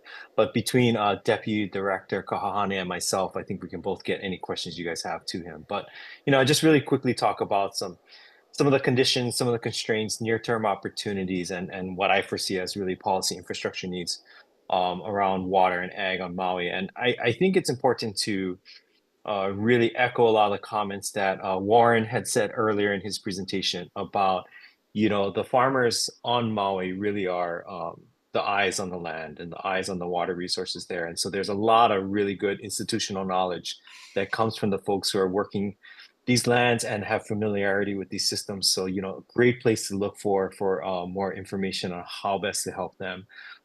So really quickly, current conditions, you guys probably know this already. This is a picture of what's called the Hawaii Drought Monitor, right? So it shows drought conditions in the state, particularly, this is a snapshot of the state, but you can see from Maui Island, basically most of the island is in drought. Maui County, which includes Molokai and Lanai, has 93% of the population is currently in drought there. So there are drought conditions, a lot of stories related to that. And, it's just been dry, not a lot of rain. Just some quick data from, I'm not sure if Chair Sharon Hurd is there at the meeting today, but, her agency does what's called the Agricultural Water Use and Development Plan. And this is a state mandated document that inventories really what the agriculture needs are for our irrigation systems in the state. And from that document, you can see just for Maui Island, there's about 84,000 acres being serviced by the irrigation systems there, with about 116 million gallons per day of demand for water, and about 27,000 IAL acres serviced by the irrigation systems there. Just a quick listing of irrigation systems from that plan. A map to give you guys a reference of where things are. I think you guys were doing some touring today. Obviously, people like the chair can best talk about things like the East Maui irrigation system, but Honoko'ai, Honokohau systems have been in the news recently, as you know, so you can see they're up there on the upper northwest part of the island. So what are some of the constraints, right? The Ag Water Use and Development Plan was meant to be sort of like the marker for what the costs are to maintain and operate these systems. They've estimated about $53.8 million for a 5-year CIP for the systems on Maui. So just the repair and maintenance of these systems are expensive. As you know, water delivery in these really old irrigation system ditches is hard work. And a big part of that is it takes a lot of workforce to do that. There's a recent study by the University of Hawaii that looked at, for the water sector in general, it's difficult to recruit and hire and keep people within the water force. And that's the same to be said for people who work on these irrigation systems. Low pay, no advancement, difficult to get any kind of recruiting opportunities and hiring and training and whatnot. Another thing is that service areas have decreased, about 19% decrease based on the ag baseline study. So there's less land area being serviced now too, right over there. And then, like I mentioned earlier, it's just dry. It's been dry. It's going to be dry. We know the climate is changing. We know there's going to be more frequency of what's called severe events, where there's going to be more droughts, there's going to be more floods. So these are really constraints and challenges, I think, for the irrigation systems to provide reliable and affordable water to farmers on Maui. What are some opportunities? I just want to quickly talk about, I think one of the biggest ones is recycled water. As you know, on Maui, this has been a discussion going on, especially with Lahaina. As you know, there's talk about rebuilding the Lahaina community. The expansion of the recycled water system there is a big opportunity. And R1 water, which is almost the second to the highest level tier of treated water, so it's like second to the best quality of recycled water, is can be used for many things, really the only exception being water for dairy cattle.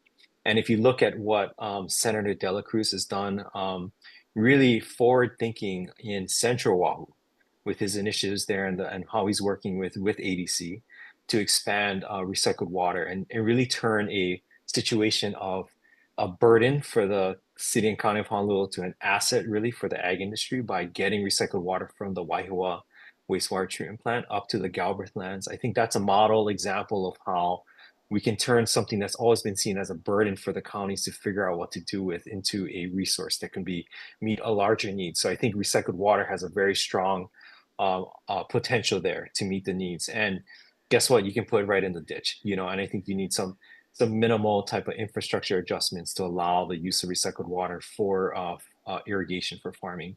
Another thing I just mentioned is that despite the cutbacks on the federal side, what we've seen is there's still federal funding through the U.S. Bureau of Reclamation. In 2025, in fact, this year, that their drought resilience programs gave out about $33 million for infrastructure improvements. And these are things like reservoir repair and lining, right? Drought resilience programs. So that funding is still out there. It hasn't been cut. And I think because it services a lot of ag needs throughout the United States, and Hawaii's eligible for a lot of these programs, I think it'd be great to, we can take advantage of that and look for additional funding to help with some of these infrastructure needs that are projected for the irrigation systems. And then the last kind of opportunity, I think, is that we've seen not just in Lahaina, but also in upcountry Maui, groups are activated. People want to help. They want to see restoration of, farming areas. They want to see green breaks that actually grow food, right? And so how do you harness this activity or this energy within these community groups and use that to turn it into allies for ADC to do some of the things that you guys want to do there. So I think there's some potential there.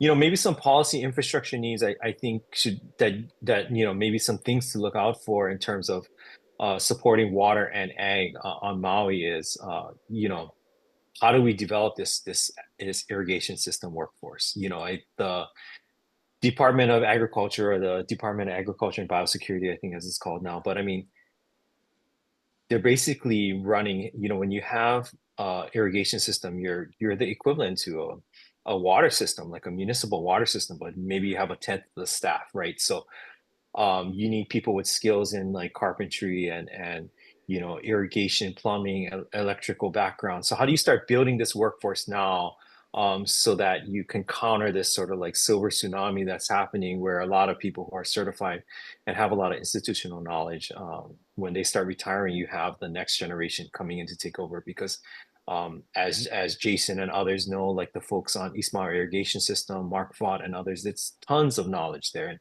and you lose that and it sets you back quite a bit. I think there is another opportunity around partnering with other state and county agencies. Like you heard from the County Department of Agriculture earlier in County of Maui, what if there's a implementation group that's formed with CWIRM and the county and Department of Health, and looked at like, okay, how do we make recycled water work and integrate it into these larger plans to expand irrigation support for farmers? What does that look like? What are the steps we need? What are the regulatory barriers we need to overcome? Maybe there's some policy opportunities there. The other one is related again to the first point is, there's a lot of water systems working on Maui, perhaps an MOU with people like the water department or other private water systems at Launiopoko, for example, or West Maui Irrigation, so that staff can be cross-trained. And there's some transfer of knowledge to the folks that come in, and maybe even recruitment at that point to have folks who can work on the system. And the last thing I think is something that could be requested in the budget for next year is getting architecture and engineering support for contract support out there, right? So there's a lot of money that can be, that's out there for getting some, let's say, some of these large infrastructure projects done, but you really need the A&E support at the end of the day to do that. So is there a way to now get that support through consultant services within ADC so that you can just start getting the money out the door, get contracts procured and get some of these things designed, and so you can start actually like, working on these infrastructure projects. So those are some of like the things I see as potential opportunities. And I'll just end with a link of helpful links for folks here if you guys want to just read more about some of these information that I shared today. And I think it's very helpful in the context of water. But very quick presentation. But yeah, if there's any questions, be happy to entertain them. Thanks. Thank you, Jeremy.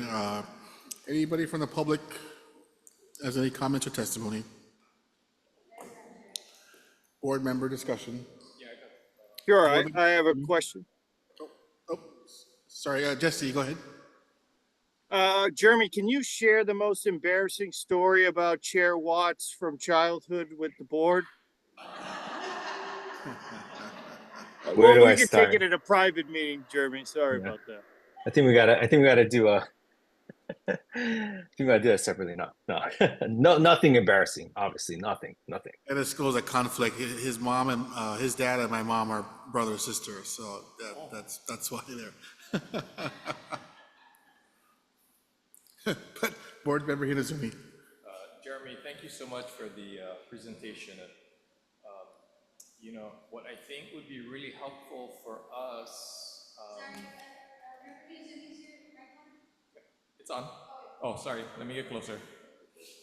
Jeremy, thank you again for the presentation. And what I was saying is, what would be helpful for our board is, you know, maybe not right now, of course, but at some point, maybe getting a little more detail. You know, the $53 million number is so daunting. You look at that and it's like, you almost want to throw your hands up. But if there's a little more breakdown as far as, you know, are there more critical parts of the system that needs to be addressed right away? Can some of them, you know, get like a Band-Aid solution for the meantime, or just, you know, be deferred to a later time? But maybe if we start looking at it and we get more details, maybe we can take it a little more piecemeal and then get to a point, if that's some, you know, the path we end up going down. Yeah, that's a great point. You know, I'll just mention, you know, I don't know if Chair Hurd is there at the meeting, but you know, her staff really came up with that estimate, and it really is an estimate for the whole island. You know, so what does that look like? They had talked to people, you know, a lot of personal conversations to address that, and I think it'd be great to get Sharon's staff to maybe talk more, Brian Cowell or Janice or Glenn in the Agricultural Resource Management Division of DAB to kind of explain a little bit more where that number came from, and like where they would say is, I believe my recollection is that number is really just to keep things going. But you know, where they see as some potential like low-hanging fruit, like, you know, what needs to be done first? How do you prioritize? Which is ultimately the goal of the Agriculture Water Use Development Plan, is to kind of give some type of priority to of that big number, like where do we start? Yeah, and then just one follow-up. Then you know, another big part of it too is with the dollars, knowing how much gallons we're talking about. So simple, right? We need to know cost benefit of, you know, dollars per gallon essentially, in order to help, you know, prioritize, I think.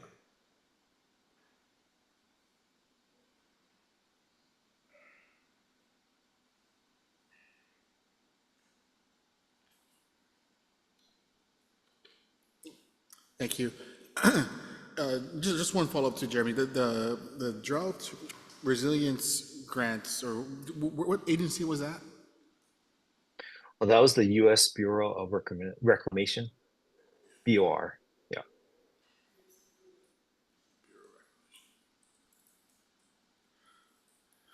All right.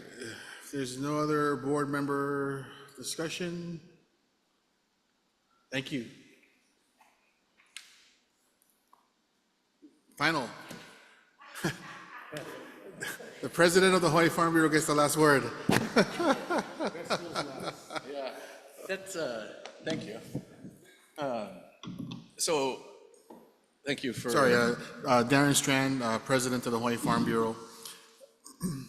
Thanks. I think I'm not offended that everybody left. I'm sure they saw my name on the list, and I thought it was a draw to keep everybody here, but maybe not. Yeah, I know. Thanks. I love you guys. I know, my only friends. So aloha, thanks for having me here, board and agricultural stakeholders. I'm the president of Hawaii Farm Bureau Federation, and we're an organization with nearly 2,000 farm and ranch family members across 11 counties in the state. And so the other thing that's nice about going last and listening to everybody else and also having unmedicated ADD is every time I hear something, I say, I want to talk about that too.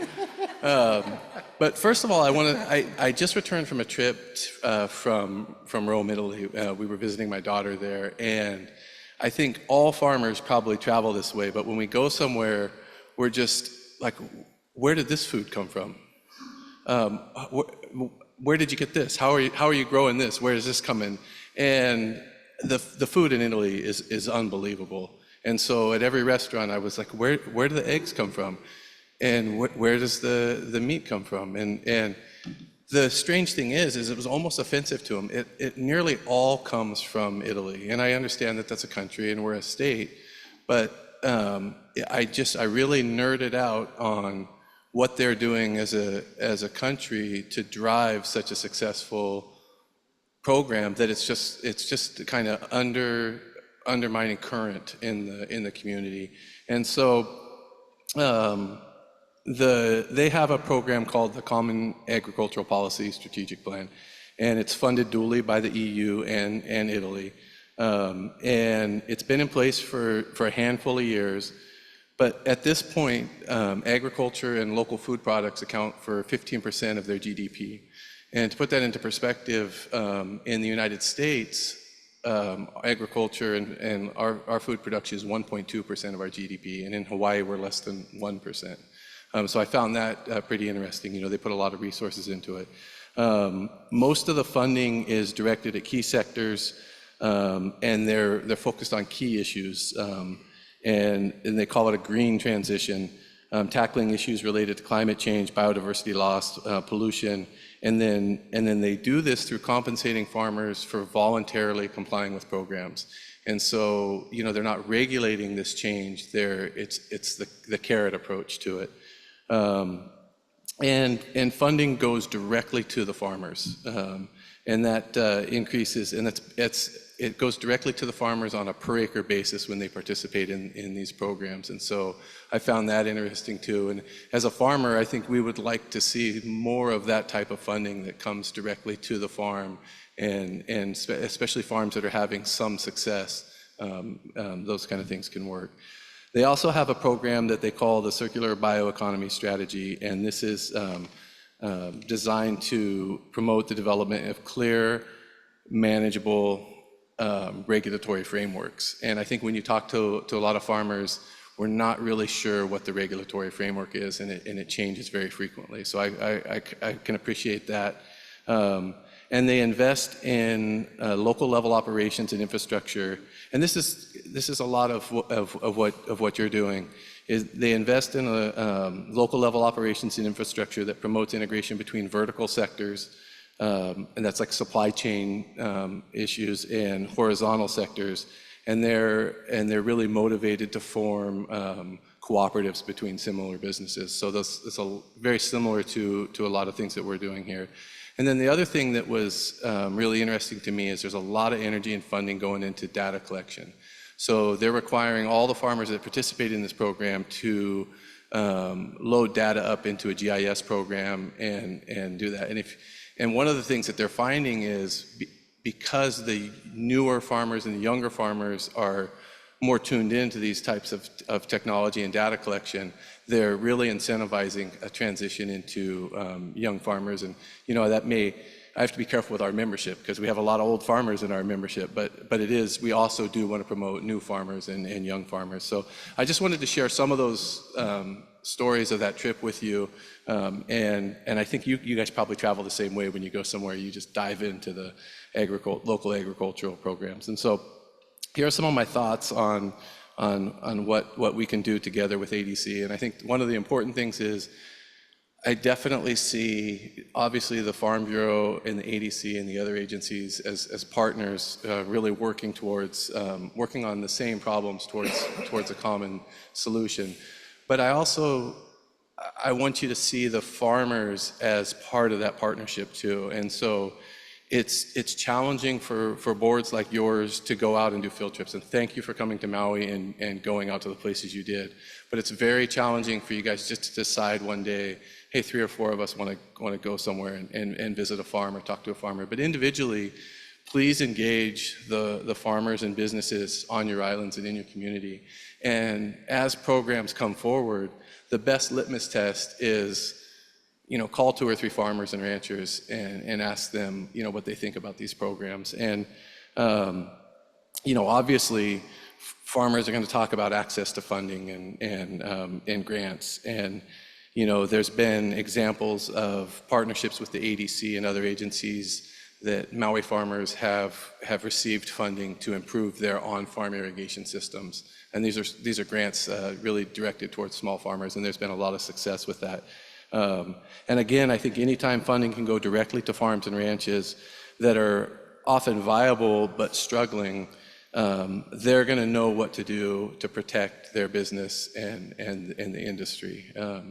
In line kind of with my experience in Europe, education and training programs and research and development to support. So anything you can do to kind of key into those issues, I think indirectly helps our small and medium farmers. And then right now, we have a lot of focus on, and I think a lot of our small farmers and they struggle with access to the market and developing their markets. So you can facilitate the connections between small farmers and local markets, enhancing sales opportunities, reducing dependency on the intermediates.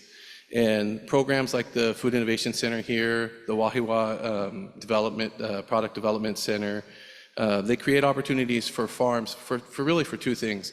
Farms can work on ways that they can create value-added products, and then it also can help them form partnerships or customer relationships with entrepreneurs that want to create products with their items. And then finally, like the main thing is infrastructure improvement. In addition to strategic land acquisitions, developing essential infrastructure supports our small farmers, and these are things like irrigation systems, cold storage, and those types of things.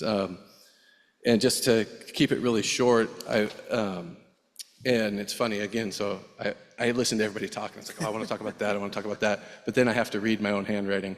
So I think there's a lot of places where we have conflicts between what our goals are and what our statements are, and then actually happening. And so just a list of those things is, we prioritize livestock production, but here on Maui, our only resource for slaughter is closed right now.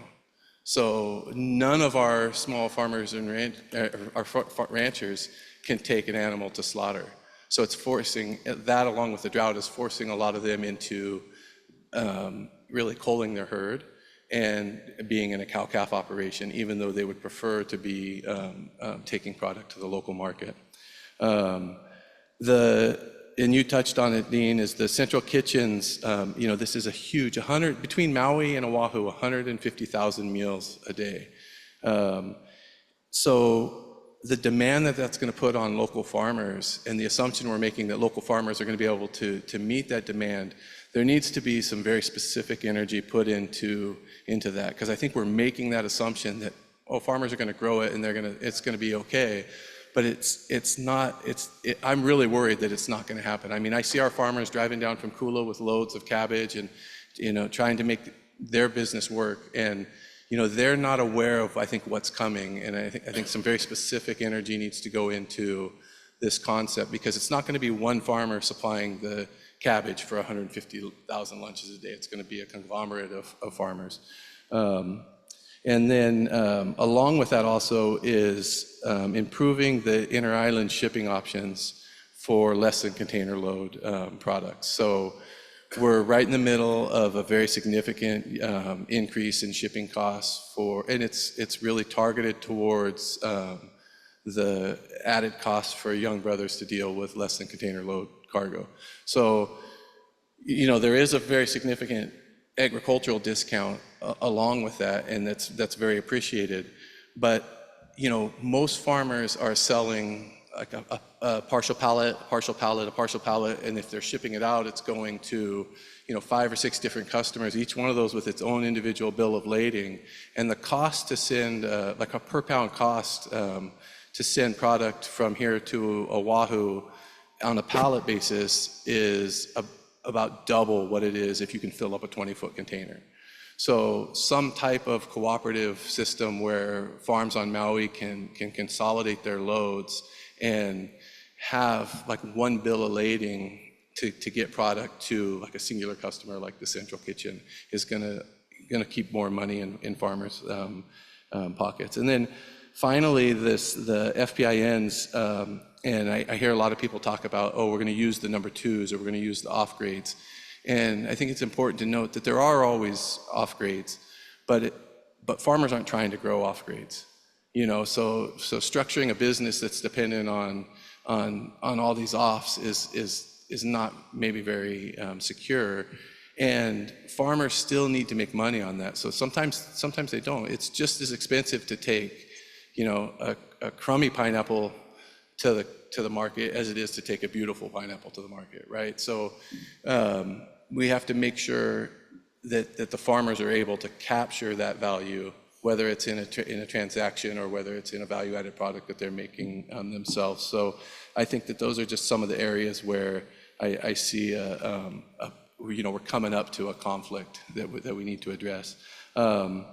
And I know, like, when you go forward with some of these ideas, like a Central Kitchen and even some of the infrastructure improvements you make, we also have a very diverse membership, and not everybody's going to be happy. So I just want to say again that as an organization, we're always available as that litmus test, and always take the idea out to the farmers and ranchers that you know on your islands and run these ideas by them. And I think you'll find out immediately, you'll be able to tell what makes sense for our farmers and ranchers in Hawaii. So thank you. Thanks, Darren. Any public testimony or comments? If not, the board members, any discussion? Yes, Board member Okimoto. You know, Darren, I don't know if you noticed, but, you know, over the years, I mean, I've been farming for, I don't even want to say it. But, you know, the buyers, like the distributors and all this kind of stuff, I'm finding that there's a different attitude with these guys now. And it's like they know we're growing more, and it's I don't know, I just get this attitude from them that, you know what, we'll take it when we want it, and don't call us, we'll call you. And I'm getting that more often, and especially if you're dealing with Costco's or Sam's Club and places like this. Those guys, you're dealing with a mainland buyer that really doesn't understand anything what's going on here. So I just put that out to Farm Bureau, everybody else, that there's something we gotta do to get these people that buy our produce to distribute, get them an attitude adjustment or something. I don't know what it is. But I'm finding that more and more. And, you know, I always dealt with restaurants. You deal with restaurants, you're dealing with people that want your stuff in there all the time. So it's not a problem. Foodland, they've always been good, you know, but even Don Quixote's and Safeway and all these other places, it's like, I get this, you know, I just want to tell them, stick it sometimes, but you know what I mean?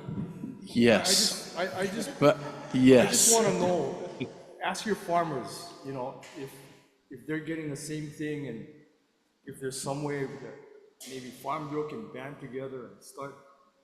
I think one of the things that we're going to have to do is, again, every chance that there is to remove an intermediary along the step, more money can stay at the farm level, and then there's more savings at the institutional level also. So when we start looking at those programs and we say, okay, we're going to handle logistics, we're going to hire one of these buyers or distributors, it's like, I don't know, I'm skeptical that it's going to work too, because why aren't they using local, why isn't it already happening? But if the central kitchen can be set up in a way that they're the final customer and they're driving the transaction and they have the staffing to go out and coordinate all this, I'm really hopeful that that'll work and that'll be good for, the central kitchen on Oahu will be good for Maui farmers. I really believe that. And we have to go out and sell that to them, because I think right now they're probably maybe a little skeptical of that. But again, 150,000 meals between Maui and Oahu is ridiculous. It's going to take a lot to even do 30% of that, right? With local product, it's going to take a lot. So it's a challenge. Any other board member discussion?